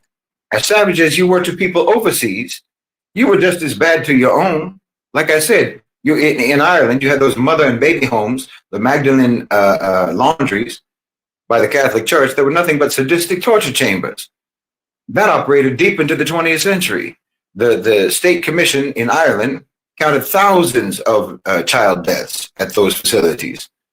Those laundries were nothing but forced labor camps. Then, of course, you had the eugenics boards that sterilized tens of thousands of people under legal cover in Scandinavia for decades. In the United States, all across the West, this was going on. You had human zoos, lynchings, rape, torture, murder, mutilation, and cannibalism. Forget about the human zoos. They put black people in zoos globally. Human zoos. These are good white folks. Understand the parasitic Go back to spirit. If you don't understand spiritually what you're looking at, you know what the behavior is. And since you've been taken out of your African science, you don't understand what you're looking at. When you say, what kind of people are these? They put another human being in the zoo. Talking about low vibrational energy, baby. Good, Joe. Talk about this, you're going to feel like I'm talking about some other society. It's going to feel like I'm talking about some other people, some other primitive, backward, savage people. That will sound to you that I can't possibly be talking about your own people, because these are all things that you accuse everyone else of being. But in fact, there is no one with a more disgraceful, more degenerate history than the one that you won't teach, because it's your own. You won't teach your own history, and that's a shame. It's a shame because people have a right to know, need to know what they're dealing with. I mean, your own people need to know that. Your own people need to know what they're dealing with, because the society that they live in is not the society that they were told they live in. I keep telling you, Epstein was not one bad apple. Diddy wasn't. Trump isn't. The truth is that whole barrel is spoiled. The whole barrel is rotten. So what chance does a good apple have in that rotten barrel? Even if you are still insisting to call the continuous record of uninterrupted wrongdoing, uninterrupted sickness, evil, and cruelty, even if you insist on calling that an alarming number of isolated incidents that just keep happening again and again and again at the systemic level, at the institutional level, at the collective level, at the societal level, at the community level, and at the individual level, over and over and over again, without pause, without fail. I'm asking, where is there any evidence of good apples in that rotten barrel? This is a lot that you have to wrap your heads around. I understand that. And it's really just the first level of understanding. It's really just the first level of recognition. The first level is recognizing that, yes, we are not talking about isolated incidents. We are not talking about a few bad apples. We are talking about a so-called civilization that has always been primitive, that has always been brutal, that has always been twisted, and that never changed, that never evolved. And that's why they don't teach you about their history honestly. That's why they have to propagandize you and miseducate you, and why they have to pretend to be shocked. They have to pretend to be shocked by the Diddys and the Epsteins and so forth. Why they pretend to be appalled, precisely to cover up how actually standard this behavior is and always has been in that society. Everything that Diddy was doing is being done right now.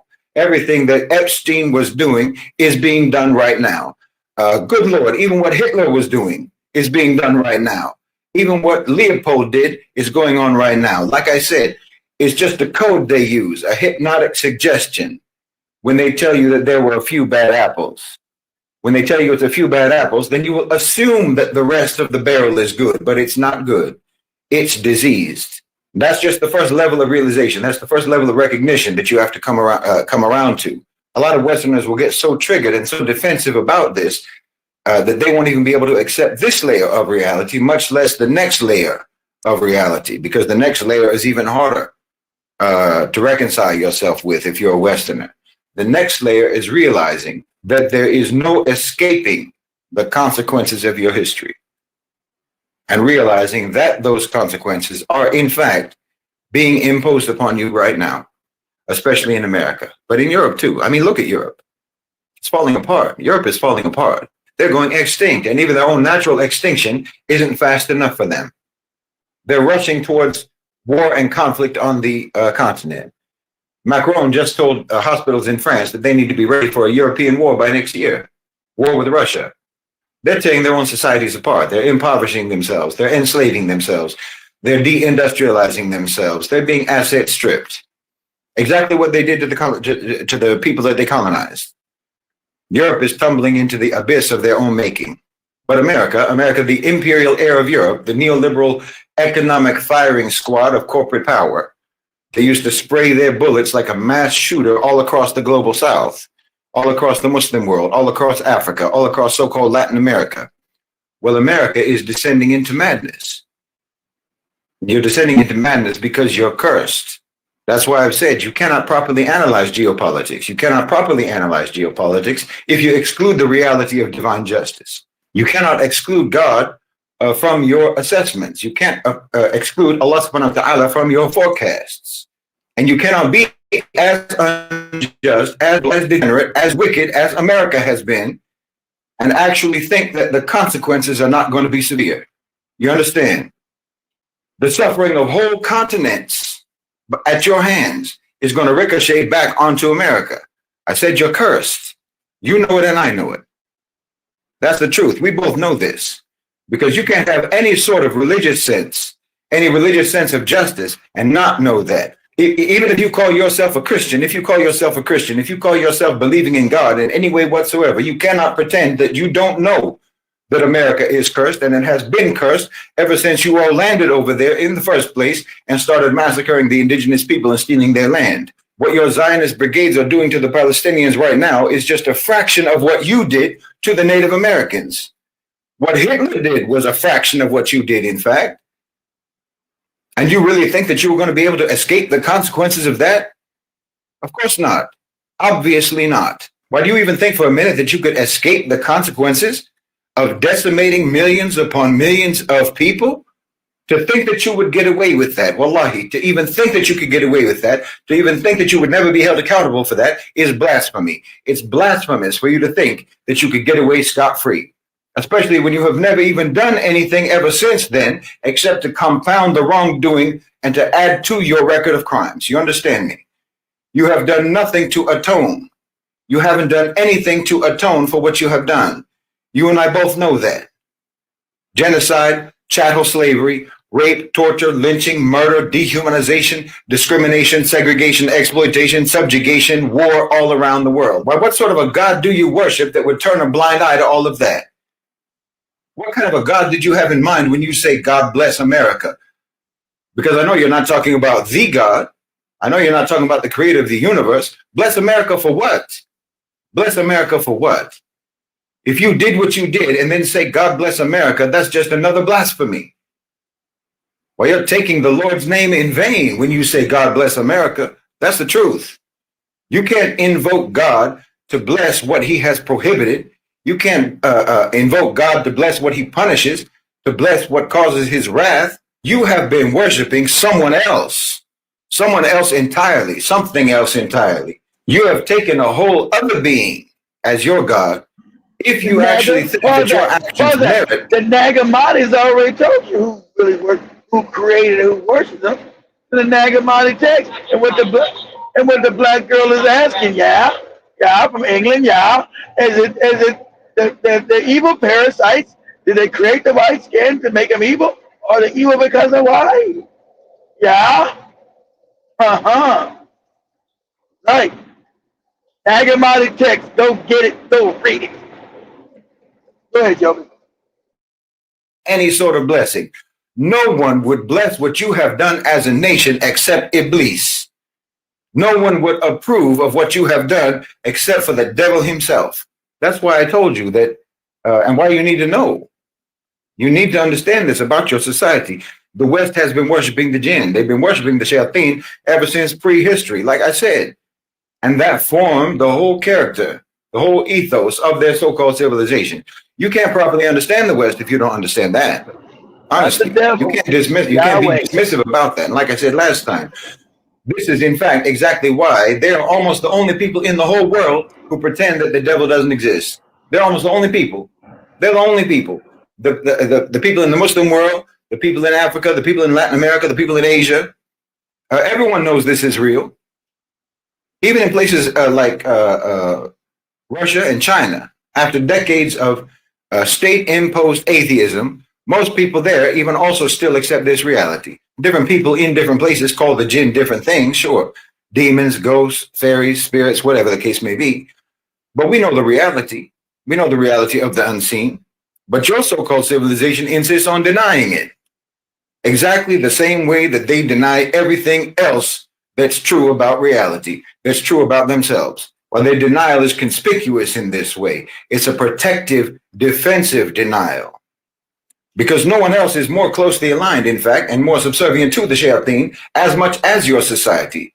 So that denial is part of what is expected of you. That's part of the cover-up that is expected of you. And that's just par for the course with you. Because anyway, You cover up everything already as it is. Now, listen, again, I'm not attacking you. Understand me. Please understand me. If your house is on fire and I come to tell you that your house is burning and you need to get out, are you going to get defensive because you think I'm insulting your house? Use your mind. There's a poison gas leak in your building, and your building manager is trying to tell you that everything is fine, and I'm trying to tell you that it's going to kill you. You tell me which one of us, me or that manager, cares more about you and more about your welfare and your well-being. Don't get mad at me. Well, I think that the gas has already gotten to your brain. If you can't think straight enough to know that I'm trying to tell you something for your own good, look, I'm telling you, there is no way to escape the consequences. Okay, I didn't do this to you. Your ancestors did this to you. Your own ancestors did this to you. Your ancestors and your leaders today, your media today, your schools today. Like I said, recognizing and acknowledging the reality of what your ancestors really did and what they really were, and yes, who they really worshiped. It ain't the ancestors. They're still doing it. They haven't changed. Times change, they don't. Times change, they don't. You can't change a dog is a dog. Can't change what you don't have in you. Can't change what you're not. So they have not changed. So you screaming and hollering about them knowing them change, they can't change what they're not. That's who they are and what they are and what they were created to do. Go ahead, Joe. That is just the first layer. And as soon as someone accepts this reality, that layer, they just accept that. Then they'll jump immediately to, well, how do we make a change? I'm not like my ancestors. Isn't that good enough? How do we make a change so that we can avoid these negative consequences? Because they haven't accepted that second layer, that most important second layer, which is that the consequences cannot be avoided, cannot be evaded, cannot be resisted, and cannot be defied. The punishment is already underway in America. And like I said, at least one element of that punishment is madness. The society is being driven into madness, just like the syphilitic monarchs of your history. I don't even mean this metaphorically. No, I'm talking quite literally. The society is going insane. I mean, look at any old film clip. I don't mean old Hollywood movies. I don't mean pause it. It's funny how people say what I say. I tried to look at old interviews because I knew we were getting dumbed down. You look at some shit from the 50s, how we dressed, how we spoke, how we interacted, and you look at a motherfucker today. What? What the fuck are you talking about? You can't even listen to a Negro give an interview today without sounding like a complete mumble mouth moron. It's absolutely insane. So I agree with this. The whole civilization over here is going mad crazy. What the fuck is happening around here? Am I eating crazy pills? Go ahead, Joey. Go ahead. Old interviews, old footage of people talking like in, say, the early 1900s, for example. Listen to them. Listen to how they talk. Listen to the clarity and listen to the sobriety of their voices and their facial expressions. Now open TikTok. Open Instagram. Or if you took someone from 2025 and you send them back to 1925, no matter what they were talking about, everyone would think that they are drunk. Everyone would think that these were mad people. They're mad people. Exactly, crazy. And 50 years ago, they would have that impression. You know that according to the previous mental health standards, at least half of the American public today, at least half would be diagnosed as mentally having a mental illness or psychological disorder. I mean, even according to the modern standards, it's not far from that. Roughly a quarter of all Americans have been diagnosed with some sort of a psychological or mental disorder, and about half of all young people. And I'm telling you, this is the toll of your history. That's what this is. This is the devil taking his due. Don't you know your own folklore? Don't you know about the devil taking payment in the form of your progeny? Those stories don't come out of nowhere. It's the story of your so-called civilization.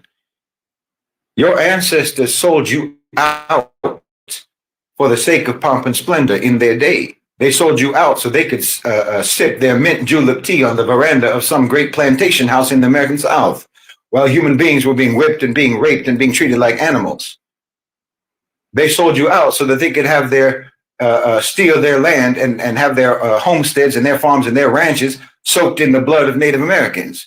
They sold you out so that they could have the minerals and the oil and the gas and the gold and the diamonds from all around the world, from all around the global South, when colonized people were the ones digging those resources out of the earth for them, and then they themselves got buried in those same holes.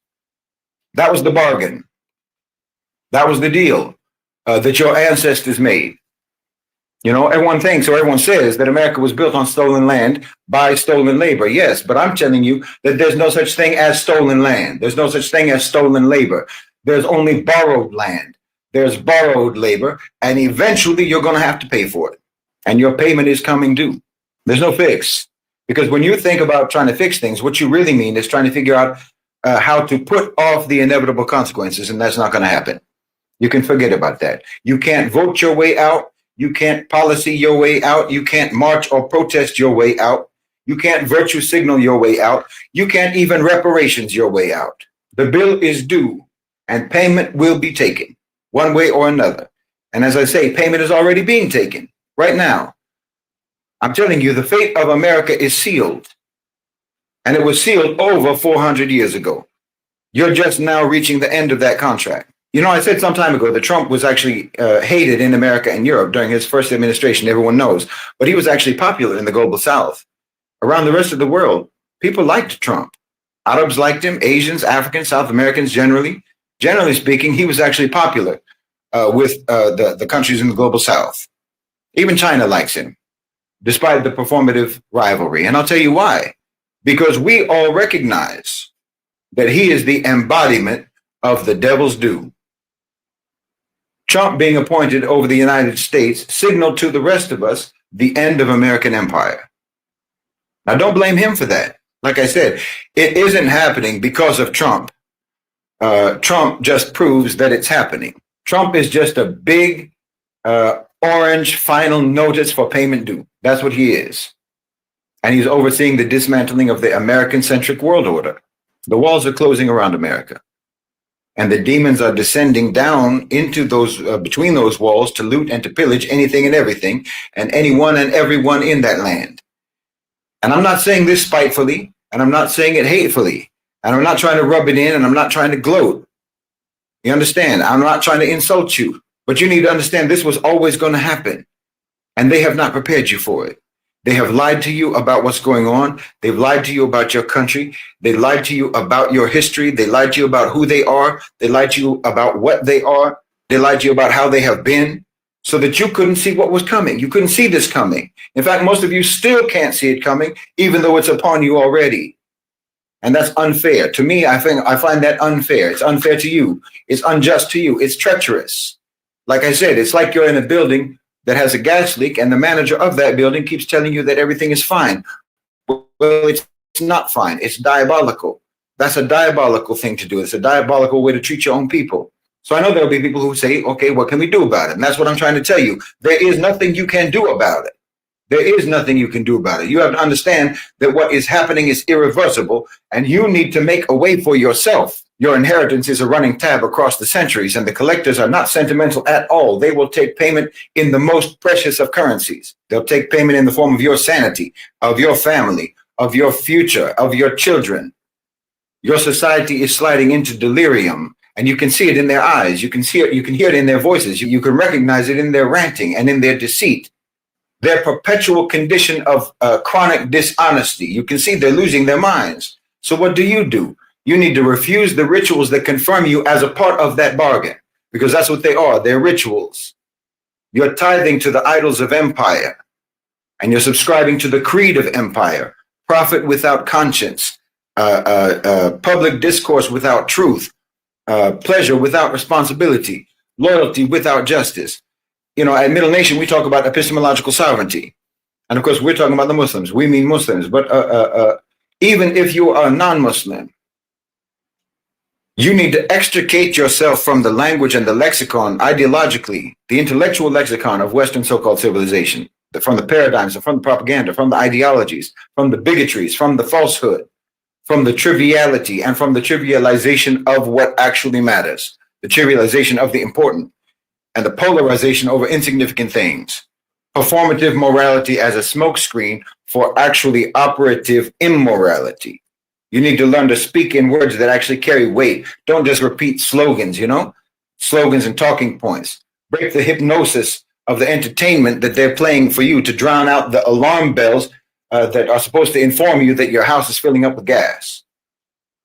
Partition your household, partition yourself with a disciplined approach to information and discourse. Seal yourself off from nonsense as much as you can, wallahi. Don't just shrug when people spew nonsense. It's not innocuous. You shrug, you expose your jugular, and that's the whole point. You understand me? Don't let your guard down when people start talking nonsense. That's when you need to put your guard up, because they're talking nonsense for a reason. And you need to try to reduce your dependency on the systems that are collapsing right now. Debt is a leash. You need to cut it, even if that means self-imposed harsh austerity in your lifestyle. You need to get yourself out of debt. Consumption is also a leash. The less you consume, the more you're going to be able to breathe. Remember, this isn't about trying to change what's happening. This isn't about trying to change what's happening. It's about trying to survive what's happening, because it's going to happen either way. It's about trying to survive and hopefully getting through it in a way that will allow you to thrive. So you need to accept the fact that the empire is going to keep, rearranging the furniture to distract you from the fact that the whole structure is falling apart. They're going to continue to feed you slogans and contradictory policies and pronouncements and news and misinformation and promises. You need to ignore all of that. They're going to try to auction both nostalgia and cartoonish hope. They're going to package decline as renewal. They try to sell you therapy for the wounds that they themselves keep inflicting on you. And you need to try to disconnect you need to disconnect from those headphones. Don't be distracted and don't be preoccupied with Trump. He's just the stamp on the envelope that carries the final notice. You don't have to like him or hate him in order to read what that notice says. The message is quite simple. The American-centric world order is closing its books. It's closing out its accounts. And most of the world has already adjusted to this reality. Most people in the world are already prepared for the life after that. They have new partnerships. They have new circuits of capital. They have new corridors of trade. Your leaders hid this update from you by MAGA spamming you. So now you have to prepare yourself without them. Like I say, no one is on your side. So prepare. Don't panic. Prepare. Try to learn a craft, for example, that produces value independent of the centralized system. Grow something edible. Fix something broken. Keep modest reserves for yourself in food, water, essential goods, and so forth, essential tools, and share them on a reciprocal community-building basis. Try to remove all theatrics and performance from your life, from your behavior, from your personality. Try to rotate yourself away from device screens and towards studies, away from algorithms towards actual people, away from outrage towards service. These are very old instructions, and they work before empires rose and they work after empires fall. If your convenience rests on someone else's pain, then you need to become comfortable with inconvenience. You need to guard your mind. Your culture markets derangement as liberation. You need to protect your children's innocence the same way that you would protect their lungs in a house full of poison gas. Don't outsource the formation of your children's character and their personalities and their minds. Don't outsource that to their iPads and their devices. Because remember, the devil will take your children as payment for your ancestors' debt if you allow your children to be currency. So protect your family. Gather your own people. Gather your people. Choose a small circle and formalize mutual obligations. Write them down. Share meals, share costs, share childcare, share transport, share learning. When supply lines snap, and they will, those bonds will hold. To also keep you human in a time that drains people of their humanity. And if you're Muslim, and really even if you're not Muslim, because this truly is essential, turn your face to Allah subhanahu wa ta'ala. Pray for the courage to pay what you owe in repentance. Pay what you owe in repentance. Don't pray to that fake God. You'll be all fucked up. Don't pray to that fake God that's part of Demiurge. So, yeah, I don't have time to repent. I don't have time to repent. I'm gonna wind up with that. But I see Jibba Jabba as I go through the comments very quickly. As we literally wind up with today's show. Jibba Jabba says American church blacks say the same bullshit. If God wants it, you'll get it. Good luck to Jason. He says glad. Let me just go through them quick, Keith. Don't take your time, Joe. I'm sorry, I ain't saying that. Go ahead. I put myself on mute. Go ahead. Jason says glad me and my mother had that real good understanding, especially back in 1992. No more churches or fake Jesus. Shout out to Keith's grandmother. It is the opposite. Jibba says don't tell the bishop about your leg. You said Joe said don't say nothing. Then she throw me on the bus. Tell the bishop about your leg. He'll say, "I put juju on you." He wish he can. Let me just say that he wish he can. The juju to actually even extract money from me. He wish he can, but it can't work. Jabba says, I love hearing this. She's breaking it all the way down. Yeah, that lady is super smart. That 11-year-old girl. I'm gonna literally look for her and see if we can have her on the studio for the shows or how we can do it. Just to have someone really young and who understands that much. It's super, super amazing. I was amazed. Because what we'll do, we'll pay for her to come in, and if she needs us to pay for her school fees, I'll pay them. Okay. That is so quick. That's right, Joe. Think you only one can do good deeds and pay for school fees? Anyway, Jibba Jabba says, what did you hope on? Yeah, we move on. Shout out to Byron Scott. Shout out to 10 Speed. Says Keith might come back reincarnated as a Negro civil leader. Talking about non-violence. Shout out to Emil. Says I'm on the spectrum. And when I was little, my aunt told me that I will go to hell for fidgeting. I don't know if I'm reading it correctly. You're on the spectrum, email? Wow. Email, you're autistic. You ain't going no help. Actually, autistic children actually see better into the fourth dimension. You guys have a spiritual connection. Yeah, see, that's the danger. Moronic ass aunts and uncles and parents. But go ahead, Joe. Emil says up until now, I still forget with small objects like Lego pieces and bottom, especially when I'm interested out and anxious. Okay, that's amazing. And 10 Speed says, I remember when I was 16 years old. Just had sex for the first time. It bothered me so much, and I had to tell the people not to tell my mom, and I couldn't stop to pray, and you couldn't stop praying. Yeah, because it was a sin. Jesus! Why did I steal this coochie at 16? Am I going to hell, Jesus, for taking this young girl's coochie? My son, you don't steal coochie. Good, Joey. We need to go on 7-day nationwide strike. Shout out to you, Reparation. Welcome. And 10 Speed says, Kid gave the best afterlife theory ever had. No one yet to talk what you've said recently. And I also see 10 Speed says, a Hebrew young lady told me, when you die, you sit in the dirt when you are buried until Jesus comes back. For me, I was told. You wander on. I think in the universe for 7 days, you're judged. That is God checking the life you lived and deciding, where you're gonna go. So Joby was right for the soul trap, and Joby kept those beliefs. So you go ratchet your life. Say It's just like they told me. It's yes, Joe Beta, about the judge and your life. You've done some good things, you've done some bad things. Well, I tried my best shit. Well, we need you to go back and learn some more. All right, fuck it.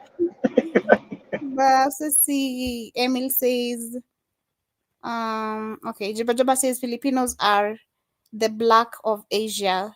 There you are. There you go, Emil. And that's what's up. You said the Filipinos, you didn't tell, man. That's what they consider. That's what I said. For me, it's just Asian. I couldn't tell whether it's Filipino, Japanese, whatever. It's just all the same. But also, Emil says what the Don't bother with Joby crazy ass. Everybody just the same. Emil says, what were the Konopic jazz for? Were they for the same purposes? That's a question posed. And Ten Speed said, this is some deep conversation. This time, Big Cheese, I didn't hijack the conversation. Oh, okay.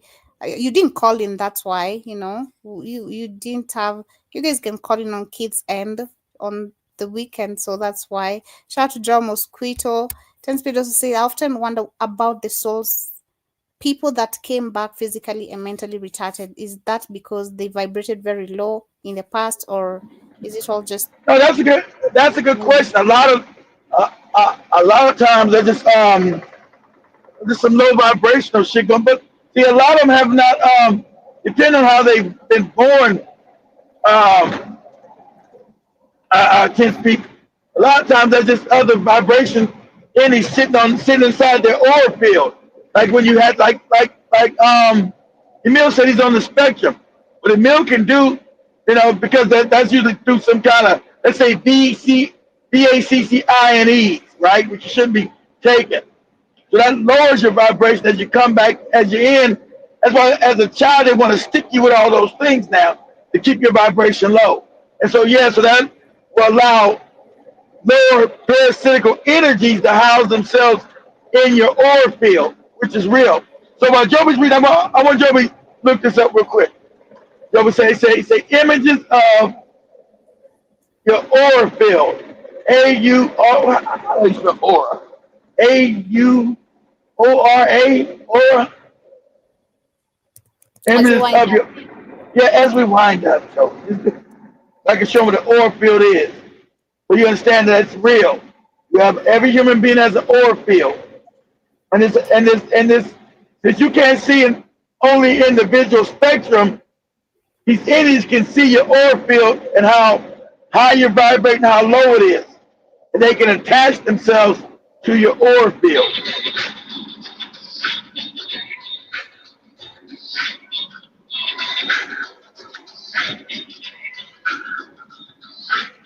Okay.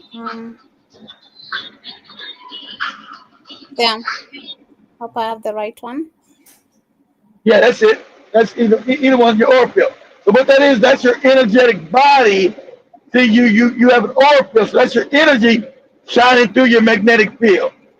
So that's your aura field, and it radiates different colors depending on how your health, your vibratory rate, goes from purple down to, I forgot, whatever your vibratory rate is, it'll shine through. And so entities looking at you from the spirit world can see if you're vibrating high or low.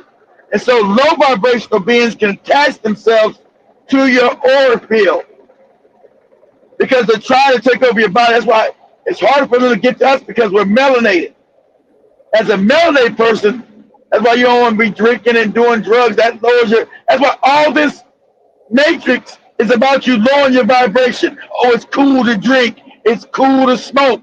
All that shit attaches these demons, these parasitic energies onto you. And they feed off your energy. Hopefully, hoping that they can take over you. That's what possession is. Taking over your body. House themselves within your aura field. And John Mosquito advises you guys to stay away from sugar. And Jason says, Bobby Hemmett said we're supposed to go to the underworld where all the real ancient souls are.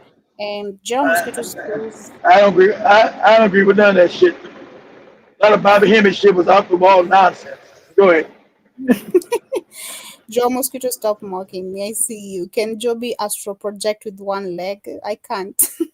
I don't know if I can. But anyway, I also see Jibba Jabba says this pumpkin spice AI is impacting good information. Ricky Karibu says you're not going to tell that black Hebrew Israelites and 12 tribes when they see lights, they are running into light and say why Jesus is home again. Exactly. They're going to keep coming back. Exactly right. You can't say nothing but the Hebrew Negro likes, so let them keep coming back. You can't change someone's ideology, Ricky. They already caught up in it. Because they still want to believe in it. They want to say now that Jesus is black, but they want to still keep the same religion. There's nothing you can do with them. They're still vibrating at a low frequency. So they're going to come back. They're going to come back. So it is what it is. Jason says robots better jump into some hot liquid still. Robots operate within the physical like weapons. Bouncing around, walking around for 50 years, 200 years, lost end up back down here. Jason, grammar, kindly. I also see John Mosquito says the Toms is still a shit pit in till this day. And Humans Zoo even in the 1950s exactly. And I also see says especially black fox that was 7 to 8 feet put in them old circus zoo. There's another video, I don't know who shared, I think on the group on TikTok about the giants. I don't know, I'm gonna find it and see if I can share it tomorrow, but it was very interesting. I think on the chat on TikTok, or I bumped it into TikTok. It was really interesting. But I also see Jason says, let alone the black women and men that was poisoning them, they were using biological weapons during slavery, from root work, stuff to heal the body and send creatures to the upper room. And Joe Mosquito says, America, the military power of Europe. And Jason also adds, exactly over 1 billion Africans wiped out. All that energy has merged together. Joe Mosquito says, exactly, complete contradiction. And 10 Speed says, those rappers sound so bad during the interviews. Not the Lil Wayne impersonation, Joe Mosquito. There's a video that has been going viral of him. Also says, of course, you're going to have some from mental illness living amongst white people. And 10 Speed says, asking Keith, why don't you set up a conference one day and give up at least a year notice? Maybe we all can meet up no matter what city. Please set up for the family. That's up to him. That's up to Keith if he's listening. I don't know if also people are willing to travel all the way to whatever city. Things cost money. People. So I don't know. Yeah, it requires funds. I also see 10 Speed says it really takes 7 reincarnations on this planet to ascend to the highest vibration, or you can do it earlier. That's a question. You said what now? Can you do what now? It really takes 7 reincarnation on this planet to ascend to the highest vibration. You ain't got to rescind. You got to raise your vibration. You don't want to keep coming back. You don't want to reincarnate. You're caught up in a trap. This thing has been set up as a trap, right? I'm sure we got here different ways. You know, our souls, we've all got to this illusion in different ways. Maybe some of us were already here when it was being set up. Maybe some of us came close to it, got caught in it. Who knows? But no, you can leave. Once you know how to get out of here, you can leave. But a lot of times this information is kept so you can't leave. That's why you're given different religions and different nonsense over and over again so you can't leave. This is a trap because you got entities that think, look, everything is energy in the universe. So if you go back and read the old African text, there was a certain entity that was cut off from true God.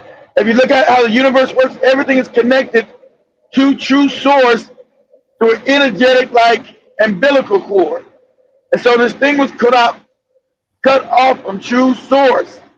So now it needs to feed off the energy from something else. So it uses us to feed off. It uses us to feed off of. That's what they're talking about, the archons and these things. So it created this elaborate illusion, which is this part of the third dimension, this realm. That's why this realm has always got strife going on. As we wind up for Yes, how can I explain it to you, Joe? They've already understood. We've been here for almost 3 hours, so everyone understands where we are right now. Keith, come on for that as we wind up. Well, you should have asked me the question, then, Joe. You know what you know, Tispy. Learn on your own. Good luck.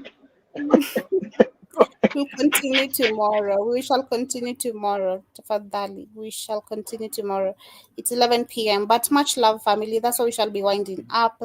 Yes, Juba Juba left the blonde wig. There's no astrolife with a blonde wig, so we leave it out there. Just leave the imagination right here. But much love. Have yourselves a beautiful day. First part of your day, and thank you so much for tuning in. What are your closing remarks, Keith? Closing remarks is much love, family. I'll see you in the next one. All right. Peace, family. Like you've been busy.